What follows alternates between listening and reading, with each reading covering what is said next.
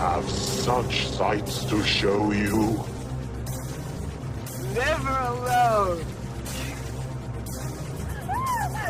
Let this be a lesson to you. Say no to drugs. You are all my children now.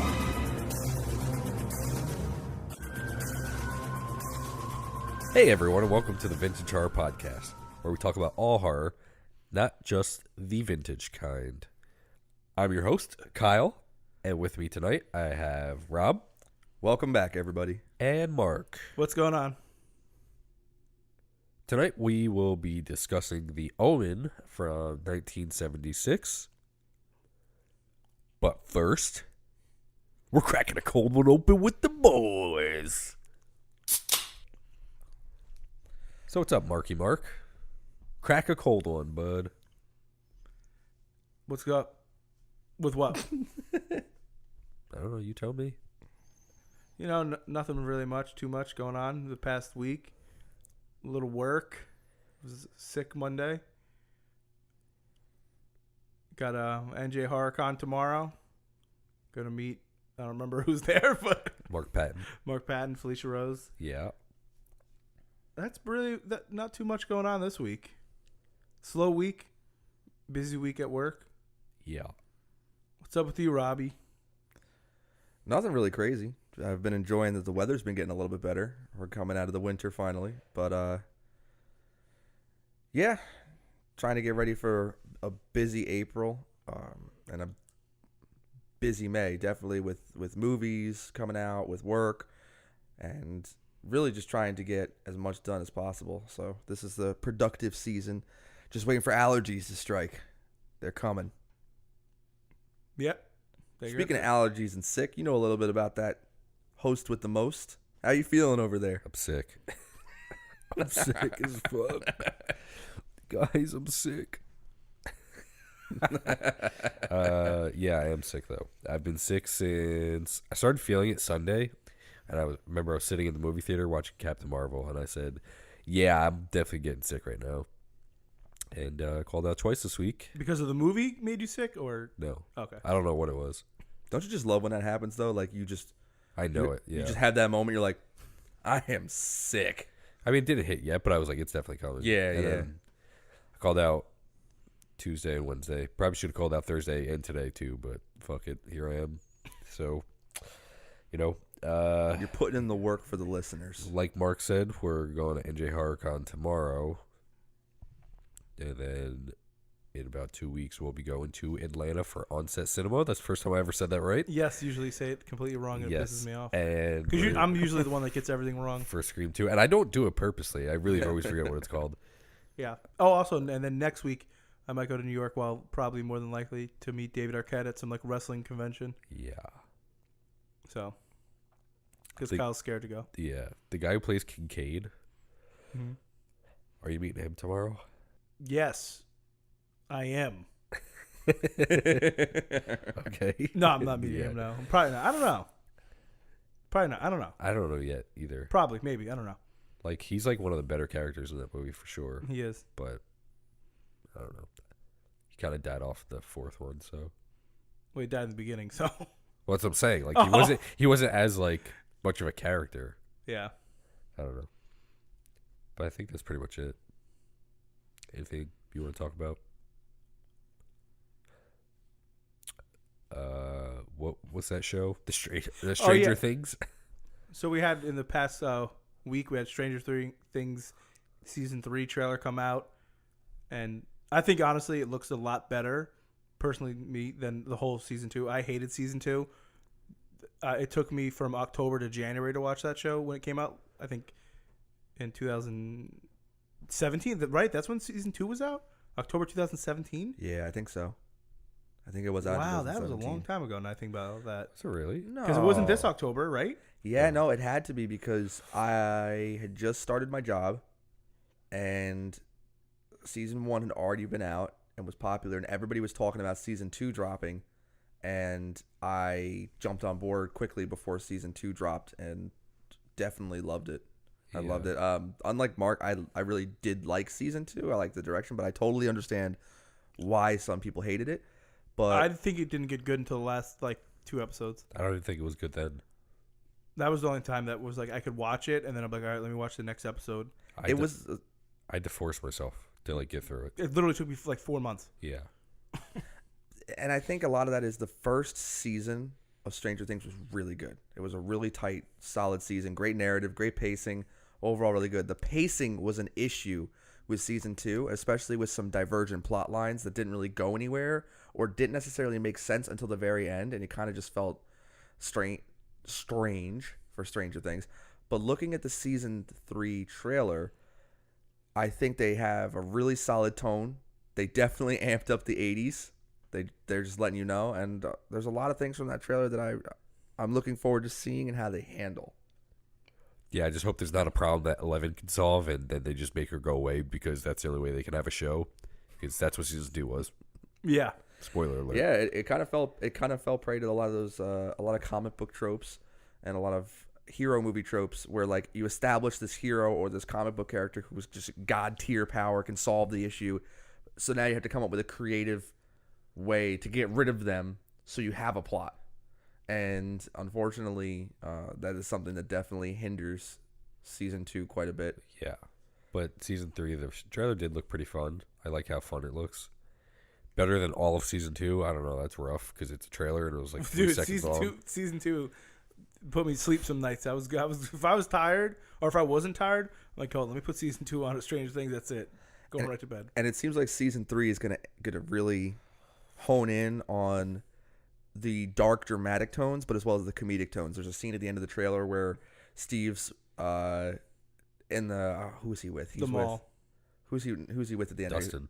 Dustin. Yeah, Steve's with Dustin, and like they're doing a high five, and they stop, and his coworker's like, "How many children are you friends with?" Yeah. And I literally cracked up. I said, "That's my guy, Steve." Yeah. That's my guy, Steve. I didn't like Steve in season 1. No, but- he was an I asshole. hated Yeah, Steve but in in season season one. 2, I like, like him he in became my season 2. guy. Yeah, So that's the that's what one I'm good saying. thing about season 2. Yeah. Steve was like my Steve's guy. character arc was so good because you really just wanted him to die in season 1, because yeah. like he sucked. Yeah. And they talk about a great redemptive arc in turning an extremely hated character into a very well loved character. So kudos to the writers and to the actor. I don't recall his name off the top of my head. Joe Keery. Yeah, Carey he did or a something. great job turning Steve from someone you just want to punch in the throat to a sympathetic guy that you want to hang out with. Now you want to punch Mad Max's brother in the face. You know what he reminds me of? I kind of like him, but he sucks. He reminds me of somebody who would have been in like Lost Boys. Yeah, he looks like it. That's probably what the vibe they're going for. Yeah. And I then, don't know. and then also yesterday we had that the scary stories to tell in the dark trailer come out, which I'd never heard of before. That You've never even heard of the book, though? never heard of the book, didn't know what it was, and until it was on the Super Bowl for an ad. That's wild. Yeah, so I don't know if it's a kids movie. I guess. No, I don't think so. No, I think it was just a book series, but it took a little while for me to recall it. But then, But I think he's saying like it's going to be meant for kids. That's what I'm saying. I don't know. It doesn't No. look scary. I don't know. It looks yeah, I don't know how I feel about it because I was watching and I said, They show too much. "This seems, not for it seems, kids. it seems kind of hammy." Yeah, Like I don't know. Maybe it's just the way they cut the trailer. Whimsical again. Yeah, Everything's whimsical, Yeah. It's a whimsical world we live in. but it's not too bad. But I don't know. I don't know if it is it for kids. The creature I don't effects think. look- I think what it looks like is it's supposed to be like for people who read it when they were children and like grew up. Yeah, because I've seen a lot of people comment on Twitter or whatever saying like they did a really good job with like the creatures you see in it. Like Yeah. that's how they looked in the book. Yeah. But I don't know that. I don't know what they look like. So the book seldomly had like illustrations, but like every 3 or 4 pages they would have maybe one for each story. And the characters in the movies do look like what they draw in the book. Mm-hmm. Because what it is, it's like a bunch of little stories put into a book. So I wonder if this story's just this book's gonna. I mean, the movie. Sorry, Jesus Christ. It's like an anthology, That, or is it just gonna be one of thing where they're all piled together? kind of like Goosebumps movie. I've never seen Goosebumps movie. Oh. yeah, it could be like a loose adaptation of the story structure for a wider plot. So it's It hard looks to like it's say. a more adult version of Goosebumps. That's what it looks like it's going to be. Yeah, maybe. Like the Goosebumps movie, but just for a little bit older people. But I don't know. I'm kind of excited to see how they deal with it. I read all of them when I was in 5th grade, and now I own all of them in like a single collection. They made like a book with all 3 books. So, Yeah, it comes out this summer, so I'll check it out maybe. Yeah, no, I'm interested. I'm gonna reserve my judgment until, and I try to do that, especially when I see initial trailers. You know, with things that are unfinished, maybe the way it's shot, I'll reserve my judgment. I'll give it a shot, see how I like it. I was interested though. I didn't get a chance to see it yet, but for our listeners who may not have had a chance to see it yet, is there any type of non-spoilerish things maybe you could say about Me? how you felt about the movie? Yeah, if you want me to get started on this shit. Here we go. I cracked open a big cold one Yeah, on this so- one. All right, let's hear it. Hot topic, because apparently not a lot of people feel this way. I didn't like it, so it's not. I get why people like it, but it ain't for me. We're getting demonetized. Jordan Peele is, well, first of all, we're not monetized. I wish we were. Need money. We're losing all the sponsors. That's it. We're done. But Jordan Peele, I respect that he tried to be original, and I like that he tried to be original, and he just swung for the fences. But to me, it just didn't hit the way apparently everyone else thinks it does. So, which of his 2 films is better? You Get think? Out. Get Out by a mile. Yeah. Okay. I think most people still say that. But Well, you can't catch lightning in a bottle twice. You know, sometimes. But the thing is, people think that he did. And I just think that it's over. To me, there was so much hype for that movie.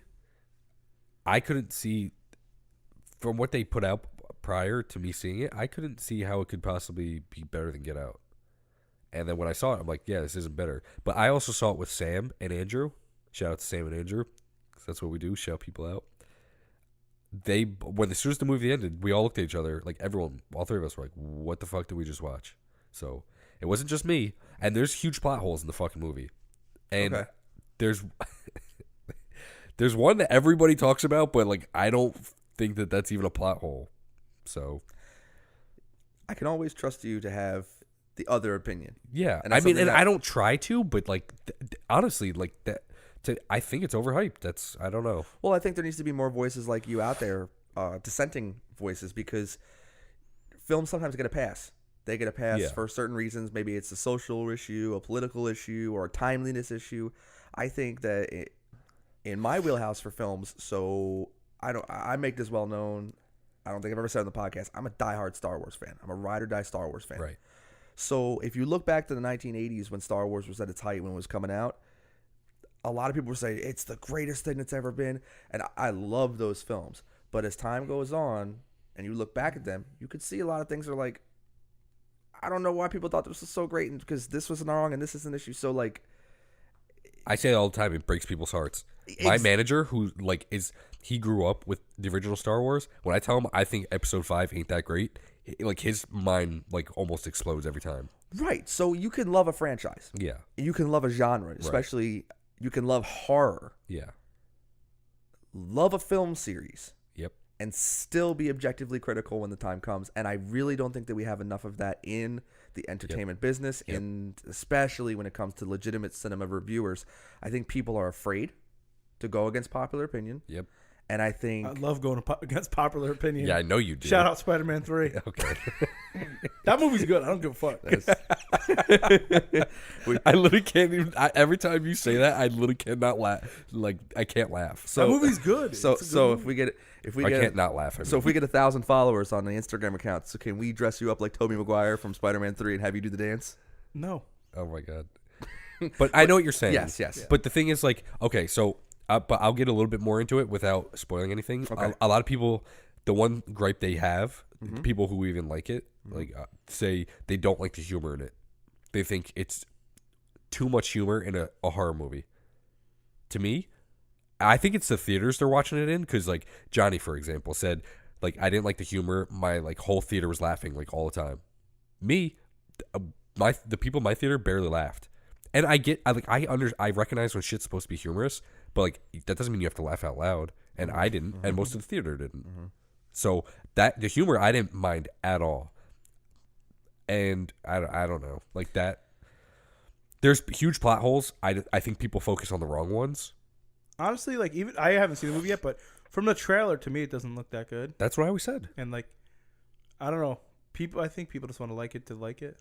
Yeah, because it's Jordan Peele and Yeah. it's the cool thing. Nothing to do. against Jordan Peele or anything No, like that. I like Because Get Out, and I like Jordan Peele. I think he's a funny guy. I just actually watched Get Out recently, and like that movie's not bad. It's No. good. yeah. And I've noticed more recently in years, especially when it comes to movies that are just coming out, when I go to midnight releases or I go to initial releases, Right. especially when you're dealing with action movies, you're dealing with superhero films, sci-fi films, especially once again with Star Wars stuff like that, you're dealing with sometimes movie theater crowds that are going to be riley. Like the hero shows up on screen, people yell, "Woo, yeah, here we!" And it can kind of take away from your ability to. Those are the same people that clap when the airplane lands. I hate those motherfuckers. I'm doing that. Um, I'm clapping. I hope I'm the only person on the plane in Atlanta fucking clapping. You will be.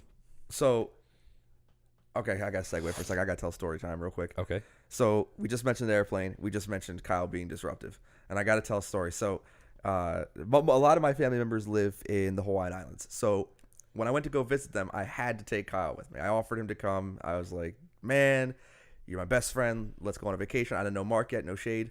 So Kyle went with me, and Kyle and I are big Star Wars fans, and so we watched the Family Guy spoofs of Star Wars. And Kyle saw the scene. If anybody hasn't seen it, there's a scene with Quagmire who plays C-3PO in the film, and he's going and traveling in space, and he shows up dressed up. It's his character, right? He shows up completely dressed up. I thought it was Stewie. It might have been. It might have been. I don't know if it was one of them. They were dressed up, and I'm pretty sure it's Stewie. somebody questioned him, and they're like, "No one treats flying as an occasion anymore." Yeah. And Kyle, dead ass, looked at me that night and said, "I'm gonna get dressed up for the plane ride." And I thought he was crazy. So the morning comes to the plane ride, and we go to pick him up. And this kid, we're flying to a tropical island, It was hot here. and it was summer in New Jersey. It was July. It was July 1st. And this kid comes out his house in a dress shirt, slacks, dress shoes, and a tie. And my father looked at him and goes, "Is he okay?" So we pick him up, we get on the plane, and we land. And my grandfather picks us up from the airport. This is the first time that my grandfather has ever met Kyle. His first words they've exchanged. And so it's just awkward. Like, even my grandfather's acting awkward. I'm like, I don't know what the problem is with this right now. So we're driving around. We get to the house, and my whole family is just acting weird around Kyle. I'm like, this is not how my family acts. So, Kyle, why don't you tell the listeners why everyone was acting strange around you? They thought I was Mormon because they said only Mormons dress in like a dress shirt and a tie. Oh, And he's my like, God. so and they told me the day I left. They said, yeah, like if anybody doesn't talk to you or acts weird, that's probably why they thought, like, probably think you're Mormon. We did too when you first got here. Like, oh, all right, that makes sense. That's too funny. Yeah, so sorry I had to segue on that, but it brought it up. But yeah, so long story short, with going all the way back to what I was originally talking about, I try to see a movie 2 times in a row close together. Yeah. Especially if it's a movie I like, so I can get that initial viewing excitement, all that energy out, and then I can come back and look at it with a little more objective lens. And honestly, if I walk out that theater the second time after I watch a movie and I feel good about it, I consider it success. But I'm probably most likely going to do that with several of the films coming out. I'm most likely going to do that with Pet Sematary, Child's Play. As they come out, I'll give them the initial view, wait maybe a day or so, even a week, and then come back, view it again, and see what I think. And that'll be that. So, well, Kyle, your insight, as always. I mean, I think you guys should still see us. See it. I still think people should see it, but right. And I'm not going to the movies to see it. Right. And I think that once all 3 of us see it, it'd be a good idea to have maybe a spoiler discussion. Once some time has passed and people have had a chance to see the I'll film. fucking spoil it now. I don't care. Yeah, What here do we you go. guys Better want- watch what your do you guys mouth. wanna know? Better watch your mouth. Let me leave the text chat. All right, I won't spoil it. So, I believe at this point, it is time to get on to the main event. The Omen, 1976, was rated R, had an estimated budget of $2.8 million. But they also had 2.8 million in marketing too, so it came out to like 5.6 million. And it only grossed in the U.S. at least 4.2. That's it in the U.S. Yeah, I thought it was That's- 60 million. you can double check that right Yeah, now. it's 60 million because I'll tell you why. If you're a big Star Wars fan, so since this was distributed by Fox, Yeah. they made a huge amount of money with this movie, $60 million off $5 million basically, and they were able to give George Lucas, I think, another $4 million for Star Wars to make it the way he wanted to make it. Yeah, because George in the very, very actually close to production being ending on Star Wars, approaching 77, he did not have the money he needed, and Fox did give him quite a boost from I the think sales. I think it was from $7 million to $11 million they went for the budget for Star Wars. I think he got an extra $4 million. I could be wrong. So then I think IMDb's fucked up because it does say that opening weekend was 4.27 million, and then it says gross by country was 4.27. So I think they fucked it up on IMDb. It might be just for America, but it was definitely I thought it said 60 million. But why would the opening weekend be the same exact as the Yeah. country Yeah. gross? And That even doesn't though, make because like sense. Gregory Peck, Yeah. who's in this, his salary was only $250,000, and at that time he was like a huge actor, Yeah. and so what he did was take 10% of whatever they made, and so he got an extra $6 million. And You also got to think that's a lot of money for a movie back in the day. Yeah. $5 million. That's a lot to make, to make a movie in the 70s. Yeah. Yeah, so it did take some serious cues from stuff like Jaws, because before Jaws, you had some basic marketing for films, but you didn't have what we would call today viral marketing, right? Films everywhere. You have posters on the sides of buses, posters on the sides of buildings, Burger King doing the special with the cups. That kind of marketing hadn't hit yet. Yeah. Jaws really kicked off that marketing, and from there you segued into the Omen and eventually Star Wars and other films. And all of a sudden these film companies realizing, damn, if we put the money into the marketing campaign, we could see the returns even if the movie isn't that great. Another thing this movie has, before we go on, is like it came out in the era of The Exorcist, Rosemary's Baby, so it had like everyone in that time period all about demons and stuff Yeah. like that. So I think it came out in a pretty good time. That's probably why they made it. Yeah, it was a timely film, definitely. No, but sorry, Kyle, you can keep No, going. that's fine. It got a 7.6 out of 10 on IMDb. Do you have any other facts about it before we get into who was in it? Just random stuff throughout, but like I know one thing. Gregory Peck, who's the main character, Yeah. his son killed himself, like I think a year before they were going to start shooting, and so they weren't going to offer him the role of the movie, but they just did it anyway as a whim, and he accepted. And supposedly it was because he like felt guilty that he wasn't there when his son died. So, Yeah. and then also another thing about Gregory Peck, when they would shoot the movie, if any scenes had a double chin, he would make them reshoot it. Oh my god. So if That's you- my guy. So if you had a double chin in a scene, they say, "No, we got to redo it." But I respect that. Yeah. But I have other like bullshit throughout the movie. But yeah, you can keep going. Sorry. All right. So, well, that's pretty much it. So I'm going to go to the cast. So, you cool? Yeah. You good? Okay. Yeah. Like, but I you know what I mean. Yeah. So it was directed by Richard Downer. Donner. Down. Yeah. Donner. Yeah. I put a W. By mistake.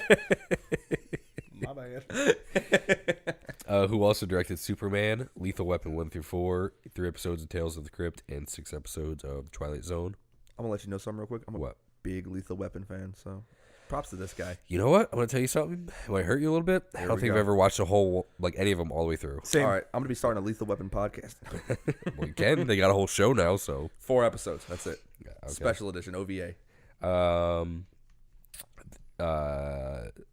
Gregory Peck, like Mark said, was the main actor in it. He is most famously known for playing Atticus Finch in To Kill a Mockingbird. Yep. Rob, you said he's like one of your favorite actors. So what else? So Or you just like that movie a lot? No. I just love To Kill a Mockingbird. That So- movie's good. Gregory Peck Shout out starred- Harper Lee. That's who wrote it. Yeah, and Harper Lee's like his niece's name. So Yeah. Gregory Peck had some great films behind him. The one that I grew up with that my father's much older, right? Right. Fought in the Korean War, had a lot of history behind him. So I used to hear stories about General MacArthur. Gregory Peck starred as General MacArthur in the biopic film, which is an excellent film. That was my first exposure. Then I got to see him in Roman Holiday. I got to see a couple other films, including his iconic role as Atticus Finch. He is the defining Atticus Finch. The way he plays Atticus, the way his mannerisms are, he does a fantastic job. Yeah. So, lo and behold, when I saw him in The Omen, and we're going to talk about this a lot more, it was, to me, a very intense character shift from what traditionally he's portrayed as. He's traditionally portrayed as a very stoic, he portrays very stoic characters. Think of Atticus, the calm, stoic father who always does the right thing. The MacArthur, the general, who is very stoic and calm and very rah-rah, let's get it done. This character is a unique run for him, and I will talk more about it as we go on the review, why I think this was a very unique role for him and how he portrayed his character of Robert Thorne. So, back to you, host with the most. Harvey Stevens, who played Damien, and he was only Damien in like this one. Yeah, he was the reporter on the remake. Yeah, he was a tabloid reporter in the remake. Yeah. But that's weird that they wouldn't bring him back for the other three. Because there's a fourth one too. I don't know if it was a TV movie or what. I didn't even know there was a fourth one. Yeah. I thought there was only 3. You know, I was reading how he got his role. I don't know if you read into that a little bit. Nope. So when they were auditioning the kids, they had the kids do a attack scene on a stand-in, and the casting director said, "I want you to attack me the way you plan on attacking your mother in the film." And all these kids would like run up and just slap and like just be brats. But this kid apparently ran up to the casting director and started clawing at his throat, biting him and kicking him. And he had to whip the kid off of him and was like, dye his hair black and hire him. So he didn't really get it on his acting chops. They were just like, okay, kid, beat me up. The kid was like, okay, I'm going to beat you up. Had nothing to do with his creepy ass smile. I just think that's how he smiles. Like this. David Warner, he is known from Beyond the Grave, Waxwork, Necronomicon's Book of the Dead, In the Mouth of Madness, Ice Cream Man, Scream 2. Maybe they should have him at Onset Cinema. Planet of the Apes, Teenage Mutant Ninja Turtles 2, Tron, and Titanic. Secret of the Ooze. Oh my you don't God, like Titanic? that's where he was from. What, Titanic? Man, no, I was like saying, why do I remember him being a doctor? And then it was Teenage Mutant Ninja Turtles 2, Secret of the Ooze. He's the doctor. Wow, my mind is blown. Oh, you know. Shout out to the OG That's why I'm TNT here. fans. Billy Whitelaw, who was I forget what character she played in the Baylock. movie. Yeah, Mrs. Baylock. and she was in Hot Fuzz. That's the only real movie I Oh recognize my her from. God, she was. She died like a couple years after, like 3 years after Wow. Hot Fuzz. Yeah, That blows my mind. I didn't even Yeah. realize until just now. she's like the old lady that like Yeah. had like the shotgun, like or something like that. Martin Benson, who was in Goldfinger, and that's pretty much it. Most of these characters or most of these actors were old actors. They had plenty of acting jobs and like credits to their name, but none that I really recognize. Patrick Troughton I have no idea. plays the priest. Who's that? The one who is warning everyone, like, oh, he's Yeah, quoting who did he Revelation. play? Or what was he in? He was the second Doctor from Doctor Who. Yeah, I've And- never seen Doctor Who. Never so- heard of her. All right, guys, this was my last podcast. I love you all, Yeah, but no, never seriously, seen like, What about okay, the mom? in America, he wouldn't be really well known. She wasn't in anything good either. In America, he wouldn't have been really well known, Yeah. but in the UK, he's prolific and very Yeah. well known. Like I was saying, like the girl who played Kathy, the lady, she was in a ton of stuff, but none of it like stands out. Okay, no problem. Yeah. So you ready to get into this thing? Yes. So the movie opens. I guess it's in Rome, right? Yeah. Rome, June 6th, 6 a.m. Yeah. Oh, shit. It's about to get real. I don't know if you're making fun of me. Well, no, I'm serious. I don't know. That's this 2 6s. You know? We're missing the third. So it has Robert Thorne. We don't know if we don't know that's him yet, but we know it's him because we know. He's in a taxi on his way to the hospital, or is that a church or a hospital that place he's going to? I don't. They say hospital later on, but I'm pretty sure it's a fucking church. Yeah. Or they were one and the same. They just thought that Jesus healed everything. Back then. So I literally wrote down hospital/church. Don't know. So in Rome and in most of Europe, you have a lot of, because of the influence of the Catholic Church and its charities, you have a lot of Catholic hospitals or Catholic wellness centers. So it's not unusual, especially back then, to see like Catholic hospitals and places to go where they were specifically Christian oriented. So he shows up, and as he's driving in that car, there's a voiceover saying the baby's dead. The child is dead. The child is dead. It breathed once, and then it breathed no more. So obviously, it's setting up that he was an expecting father and has now lost that child. So he goes in and begins discussing with a priest about what happened, what to do, and the priest suggests that he adopt and be real sneak and not tell his wife. Yeah, because he said his wife wants a baby so bad. She wanted one of her own. Right. She wanted. Well, yeah. He said she wanted like her own. So Yeah. He doesn't want her to know that they adopted. Yeah, it. but I'm saying she. Yeah. But then because she wants her own yeah. child. And then they say like, she doesn't need to know. And they're like, oh, well, we just happen to have this one laying around if you want it. Extra one right here. Yeah. Really weird. No problem. And so they transition into this pretty good scene that I liked, where he's looking into the nursery, or what we can assume might be a nursery, or an area where the incubators are, and he's looking. Gregory Peck, Robert Thorne, is looking through the window at the nun holding a baby in the window, showing him. And if you look at the screen, if you look at the glass next to Thorne, you see the priest's face reflected, and he's got this grimace on his face, like he's looking over Robert's shoulder. It's just a great, good camera angle, good scene, and tells him that there's no mother, there's no record. This would be, no one has to know. Yep. You can just take the baby. And it cuts to Robert and his wife, Kathy, in the hospital bed as he hands her this baby that she now assumes is the one she gave birth to. She is unaware that anything has happened to the baby. She thought that this is the baby, this is theirs. And they begin the transition home. And we learn that once we get back to the house and some time has gone by, that Robert Thorne has been promoted to the ambassador to Great Britain.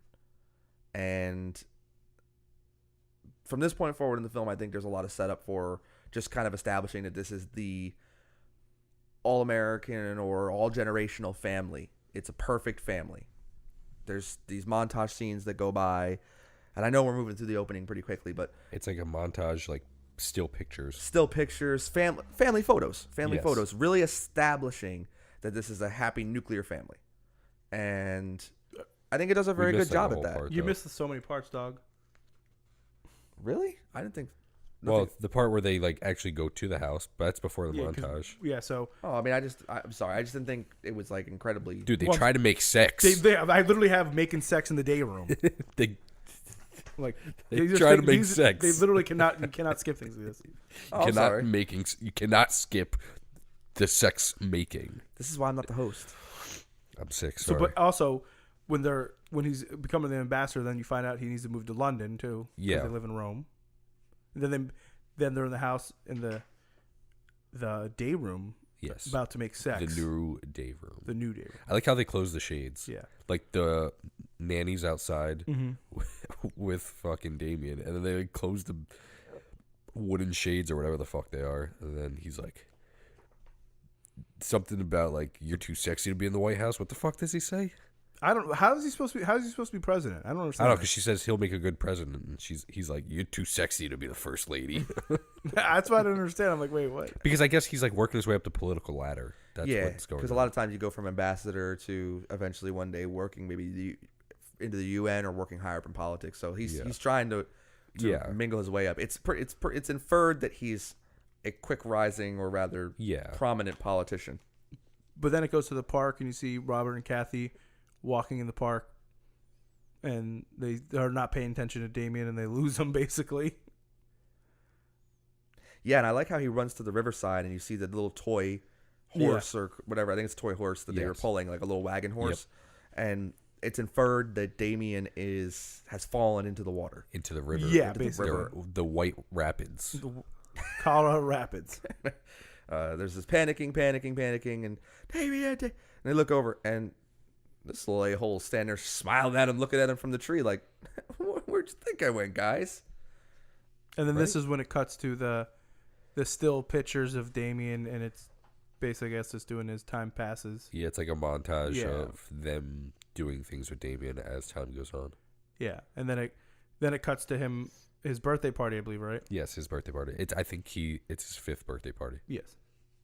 Yep. So it's his 5th birthday party. Holly, his nanny, is holding him. Did you notice on IMDb, I didn't look at the credits, so I meant to fuck. But she's credited on IMDb as just the nanny, but her real name in real life is Holly. And in the movie, Kathy says, Holly, like to get her attention. Oh, no, mine says aide. Oh, either way. I wonder if they just if she just said it. If they never gave her a name, so she just used her name. Yeah. Interesting. So she turns around. Because Holly, they're like a famous family, kind of. So there's a photographer taking pictures of Damien while Holly's holding him.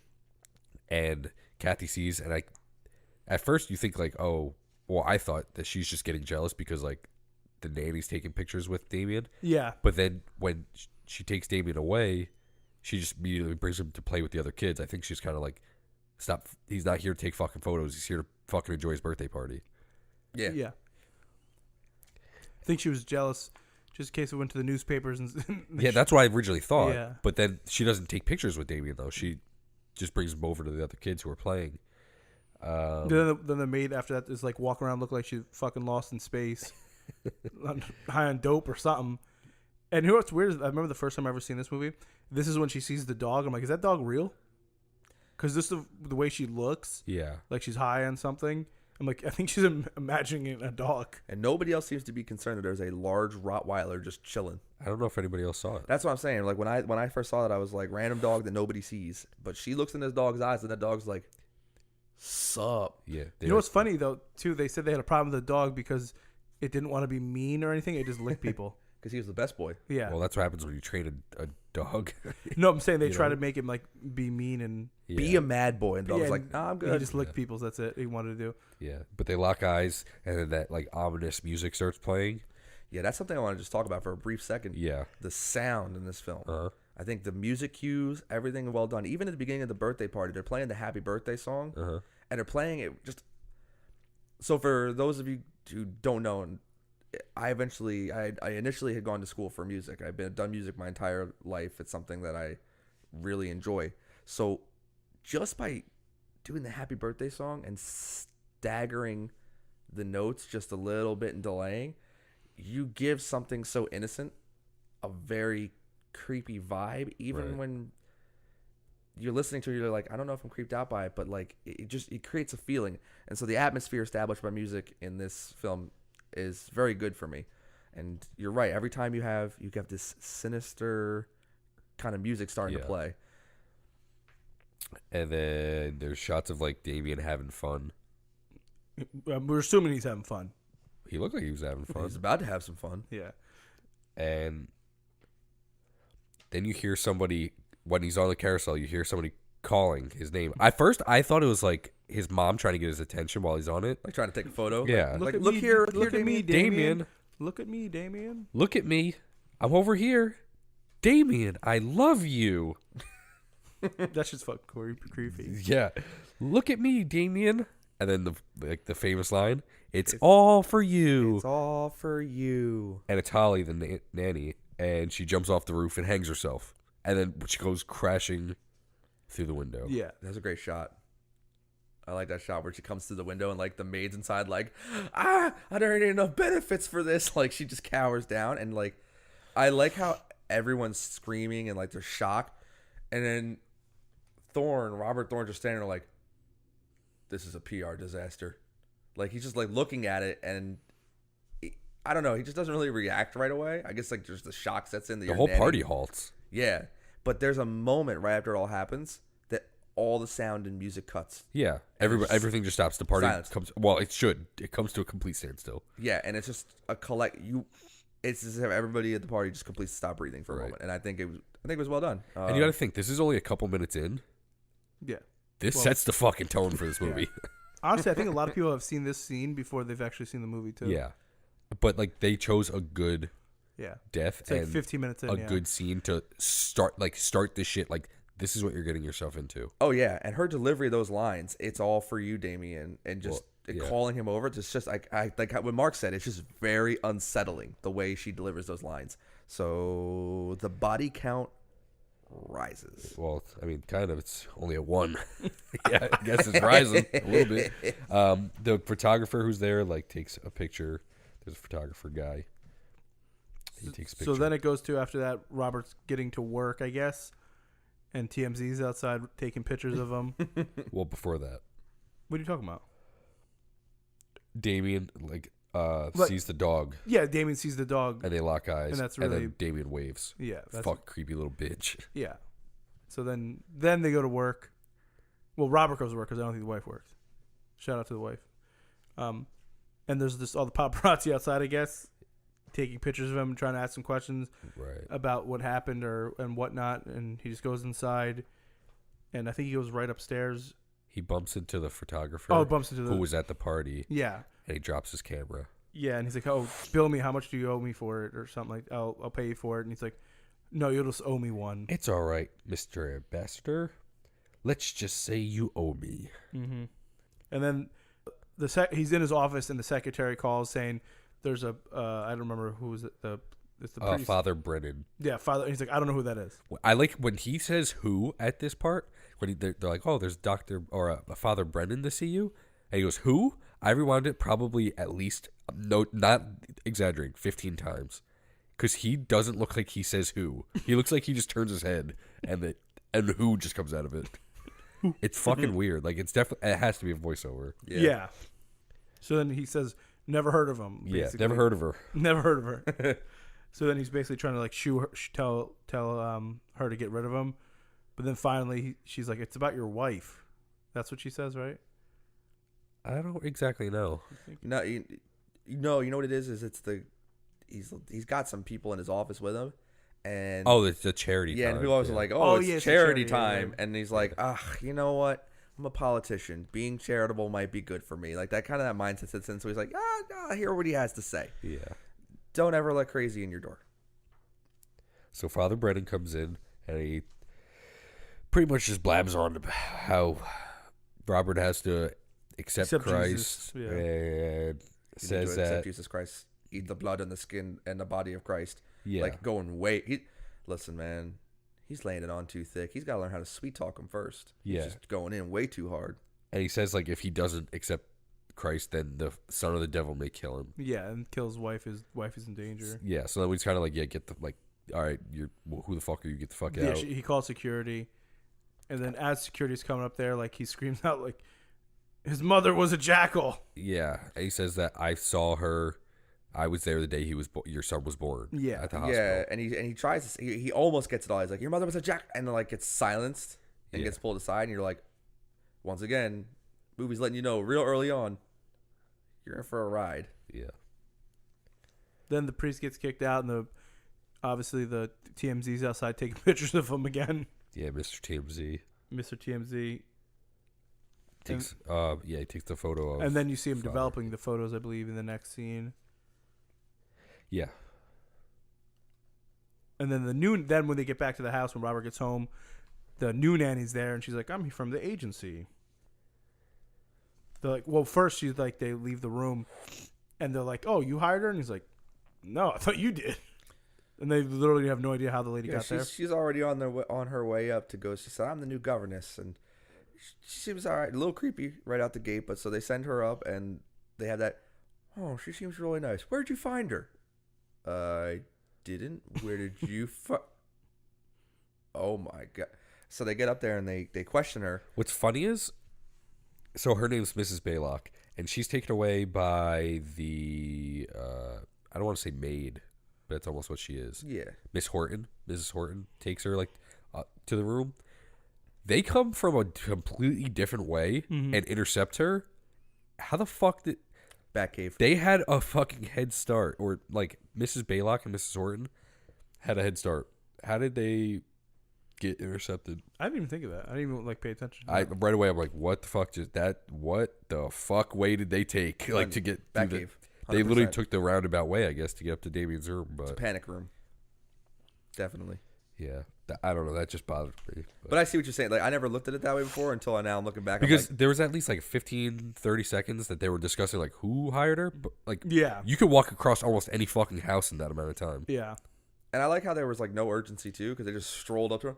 Oh, Mrs. Baylock, I just was wondering how the hell are you to get in my house, and where did you come from? It was like, oh, who hired you? I think Stranger Danger was also a lot different back then. Yeah, once again, time. Yeah, that's definitely. But she was pretty. I will say, like, the way she starts offering up her excuses, like, Baylock's good. Baylock's always got a way to talk herself out of a situation. They're like, she's like, oh, the agency sent me over after the last one. After they read in the paper what happened to Well, the no, last first one. she said the agency said we Yeah. never told the agency that. And then about she that. said, yeah, they saw it in the paper. Yeah. That's what I was getting to, but you cut me off. Well, now you know what it's like, you know? Whatever. We're all friends here. Baylock walks. I'm not calling her Mrs. Baylock every time. She's just Baylock now. I just have her as nanny.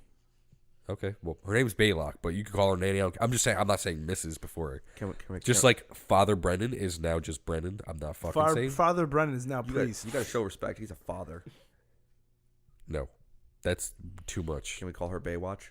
No. If you want, you can call her Okay. Baywatch. She goes into Damien's room, and Damien kind of like looks at her like, oh, shit, what do we got here? And she's like, have no fear, little one. I'm here to protect thee. And then fucking Damien, of course, being a creepy-ass little bitch, does a creepy-ass little smile. Makes sense, you know? Well, yeah, he's a creepy boy. He is a creepy boy.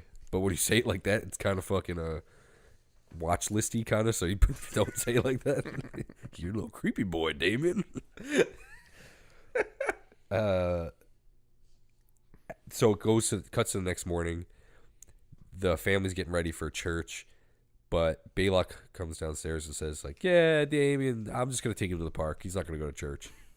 And then Kathy's like, we want him to go to church. And she's like, yeah, but he wants to go to the park. We'll just go to... He's too young. Yeah, he's too young. He won't understand any of that.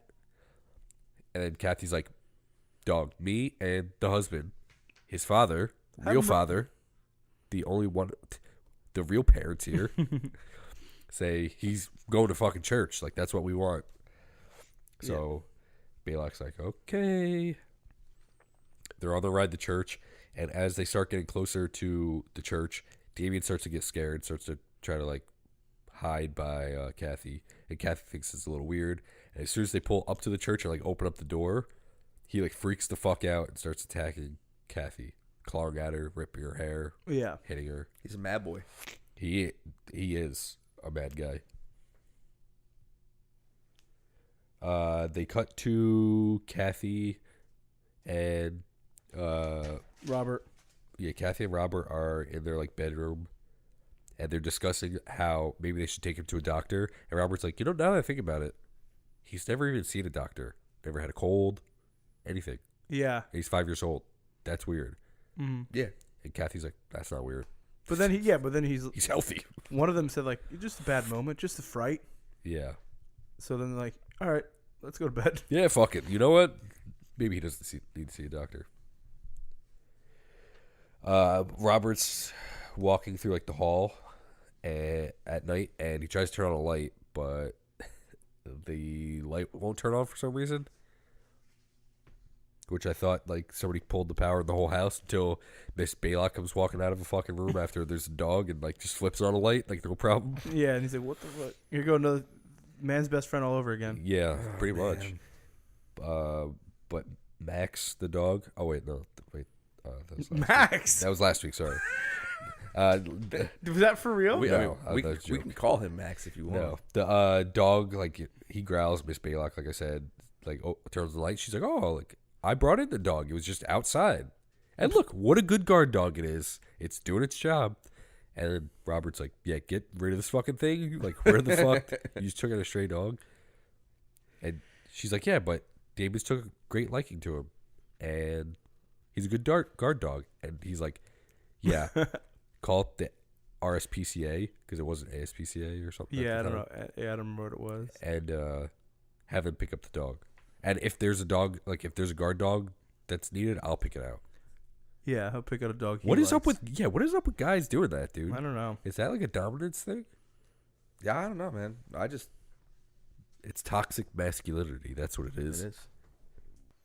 So then it cuts to Kathy taking Damien to the zoo, which I don't know why he's not letting the animals out. That's the first thing I thought. I was like, fuck, they gotta let these animals. So then when he's walking, I guess, closer to the giraffes, Yeah. they all start like bolting away from him. Yeah, they book it. How do you not know in that moment? I mean, I think they linger on Kathy's face a little bit when the giraffes run away. Like, okay, this is some strange thing. Okay, weird. Animals do weird things, though. 4 giraffe at once. Yeah. Okay. I don't know if they have like a migrant. I'm getting a little worried about Kyle. If he says this is what animals do around him, I'm a little worried. I don't know about if I don't know if that's like a migrant mindset like birds have. You know. Mm-hmm. Well, yeah. So they like that's the first like no that we have of Damien like with or like the world reacting to him. Up until this point, it's been like isolated incidences. Wow, great, good language. It's been mostly isolated incidents. Now he's in public and you see creatures reacting to him. So I think, But I don't think anybody else in the public saw it happen. yeah, it's strange. It's a whole zoo. Nobody saw the animals running for their There's lives. a lot of cutting around in this movie. There really is. Yeah. Yeah, a lot of jumping. Yeah. So it goes to Then Robert, Yeah. who's pulling, like leaving his house, and he gets in a car. As they're pulling away, Brennan's outside, and like Robert just like looks at him as he's leaving. But like, why is he like, He's bro? like, Why the "What?" fuck is this guy outside my house? But then it cuts right back to the zoo. Yeah, right back to Like, the there's zoo. no point for that to be like that. I guess it's just to show that Brendan really needs to talk to him. Yeah. So then it cuts to the baboons, and they're in the car.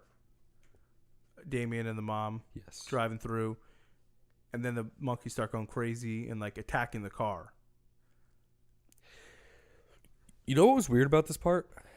There kept being like something playing, like driving through the baboon enclosure, make sure your windows are rolled up or whatever. Where the fuck was this playing through? I think it was so like a lot of times. I remember back in the day at Six Flags, Yeah.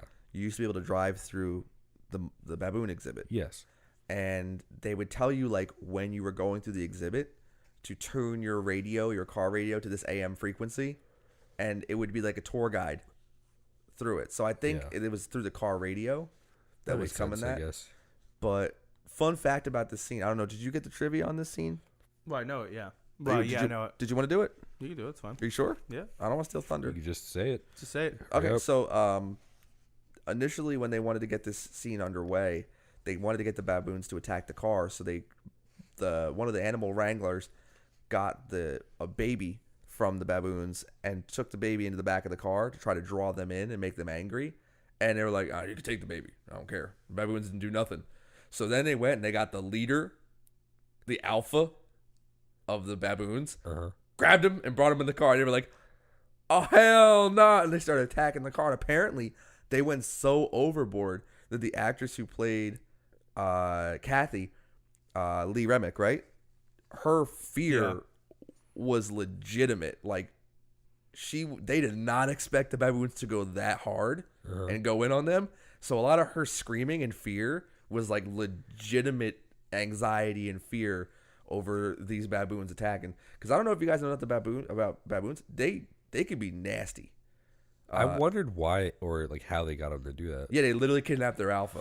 That's funny. Back when I went through Six Flags, I had one jump on our family car and break the windshield wiper off our family car. Oh, and yeah. Smack another one with the windshield Yeah, all the time wiper. they would do that shit. That and like antennas, they would just break off cars Yeah, all the time. that's why I don't do that at Six Flags no more. Yeah. So after that, it cuts back to their house, and Kathy's laying down, I believe. Yeah, I think they're both laying in bed. And Robert said, "You've been silent this whole evening." And asking if Damien's all right. And basically, Kathy says she wants to see a doctor, and he's like, "What for?" And he's like, "If I told you, you'd call me crazy and put me away." Well, I guess I don't know. Thinking that you're. Well, she wants to see a psychiatrist. Yeah, but it's because she doesn't like Damien, or she Yeah, thinks but there's she something doesn't wrong say- with. She thinks there's something wrong with Damien. Yeah, she doesn't say that yet. Yeah. Well, she kind of hints at it. That's why she says like, if I told you, like after the whole thing with Damien. she's Yeah, like, you'll put me away. Yeah. Yeah, I think she mentions like she has dark thoughts or something like Yeah. that. So she's hinting right away that like there's something seriously psychologically wrong with her or her situation. Right. And then Robert's at a rugby game, and after the game, Brendan like runs up behind him. Yeah. Like Assassin's Creed just comes out of nowhere, right out of frame. Yeah, and he's like, "You got to meet me at the park, or your wife will die." Yeah. And as like finally like he's like, "Yeah, okay, like whatever, dude." As Father Brendan's walking away, the photographer's like, "Hey, Father," and it takes a photo of him. He's like, "Thanks again, Father." Because That shit's so weird. why? I don't know. I wouldn't take a picture of a random person. Well, it's a weird storyline, and look, it played out well for him. Oh, great. Thanks for telling me. Don't have to watch the movie now. Don't have to watch the movie anymore. Then the photographer develops the photo. And you see him looking through the photo with a microscope. Yeah, there's a line that's like Not microscope, a freaking magnifying glass. I know what you meant. There's a line that's always behind the father. Yeah. And you're not But they sure. don't talk about it yet. Yeah, but you can see it. Well, I noticed it in the other photo too. Robert finally meets Brennan at the park, and Father Brennan quotes the Book of Revelations to him and says that Kathy's pregnant, and Damien will try to kill the baby, Kathy, and then Robert. Yeah. But supposedly that line from the Book of Revelation was just made up. It's not really in it. Yeah, it's not really I a wouldn't know. revelation. Yeah, the poem that he gives Yeah. is a loose interpretation with additions onto it. Oh, So like later on when they're reading actual stuff from Book of Revelations, right. not all of it makes sense to Robert because he can't remember the poem. That's why people say, "Oh, it's the poem," and then people are like, "Why is he calling Scripture the poem?" Because it's a poem based on Scripture. So yeah, so that's and it's pretty dark. But he tells that he needs to go to Megiddo, and he needs to find Bugenhagen. When I first thought he said Copenhagen. And when he first said Megiddo, I was like, from Star Wars? Megiddo? Yeah. Like, what? But, and as, like, Robert's like, all right, like, whatever, but I'll tell you this. I don't want to ever see you again. So as he's, like, walking away, Father Brennan's like, I'll see you in hell, Mr. Thorne. Okay, he's a mad boy. Yeah. Then a storm starts up as Father Brennan's leaving the park. A tree, like a windstorm, a tree struck by lightning. And Father Brennan's like, oh, fuck. So then he starts running away. He finds like a church and he tries to get like through the fence of the church, but it's locked. So he hops the fence. The fence is then struck by lightning. Everything's getting struck by lightning. Yeah. What are the chances? He tries to enter the church. Both doors that he tries to go through are locked. The church, looks up, the church gets struck by lightning, and there's like an antenna that's on top of the church, and it breaks off, falls, and impales him, Yes. just like in the photos. Yeah, speared his ass. Yeah, speared his ass to the ground, Yeah, holding him up. He definitely had enough time to get out of the way of that thing. I thought that too, dude. He's just looking up and he's like, He was looking forever. there's just... It's like that movie. What movie is it? Austin Powers? Then it hits him. and he's got the slow moving cart. Yeah, towards Will Ferrell. him. Get out of the way. Will Get out of the way! Yeah. Get out of the way! Oh, I thought you were talking about Will Ferrell, right? No. No. Towards the end of Austin Powers, he's driving like Yeah, Will Ferrell is at that part, isn't he? No, Will Ferrell's the guy who falls in the fire and he's like burning Oh. alive and he's like, it's hot down here. I need a Band-Aid. Oh yeah, you're right. Hello? Hello? You're right. But yeah, but what I really liked is how this scene builds a lot of tension with the storm and the sound. Yeah. And then the second it impales him, you just hear thud when it goes through and hits the ground and Yeah. just silence. Yep. I think that's they do a pretty good job with that. The music and everything. Yeah, good, great sound cues, great Yeah. sound editing and music use. Really Yeah, good. for sure. They do a really good job with They that. don't make him like they used to. I guess so. But that's the second death. The body count rises, or whatever Rob says. But then after that, it cuts back to the house, and Damien's being an annoying little fuck, and the mom keeps telling him to stop whatever he's doing or noise. She doesn't like the noise he's making. And To be fair, that noise is hella. I almost stopped the movie. Like as soon as I heard it, I was like, "This is why I'm not having kids." Right here. put that on the commercial. And people stop having they'll buy condoms. Fuck this stupid kid. Kathy calls Miss Baylock and tells Miss Baylock to take Damien. And then when she does, Damien like stops and like looks back at Kathy like I expect him to like shake his head at her. He looks so fucking mad though. He's a fucking mad guy. And then Kathy tells Rob that she doesn't want more children and that she's pregnant and she wants him to approve the abortion. Oh yeah, the priest says that your wife's pregnant. Yeah, I to said him. that. Did you? Yeah. I did not remember that. Well, you know. I was sleeping. Yeah, I noticed. Sorry. And yeah, she says like she wants him to approve of the abortion, and he kind of like realizes like what the fuck? Like this guy was right. Yeah, right. Yeah, but like, I feel that if you were gonna have this conversation, you'd be a little more delicate about it. She's just looking in the window and she's like, "I don't want to have kids, Robert." And he's like, "Well, okay, I understand." I went to the doctor today, Robert. Oh, that's nice.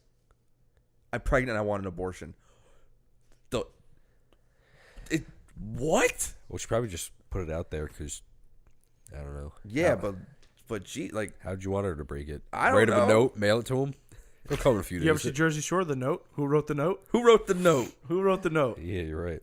So then after that, Robert gets a phone call, and they basically like tell him to look at the newspaper, and it's a picture of the fucking priest dead. You know what? I thought about How the that. fuck is that picture in the newspaper? Well, you find out Jennings took it. No, I understand that, but I'm saying why the fuck do they put the actual picture of him dead? I as thought that fuck? too. What newspaper, especially back then, was putting an actual dead person impaled Yeah. on the fucking front page? And did they ever identify who called him? He says a name, I think. Yeah, I don't know. Like all I think he says is from what I rewatched a couple times. He's like, "Hello, what? Excuse me, what paper?" And then like goes over and looks at the paper. I don't think they ever identify who calls him. Yeah, I don't know about I guess that. you can Maybe- assume that maybe it's Jennings. Yeah, Like, maybe. hey, I got your number. Take a look. I hope you like the photography. I took it. Thank you.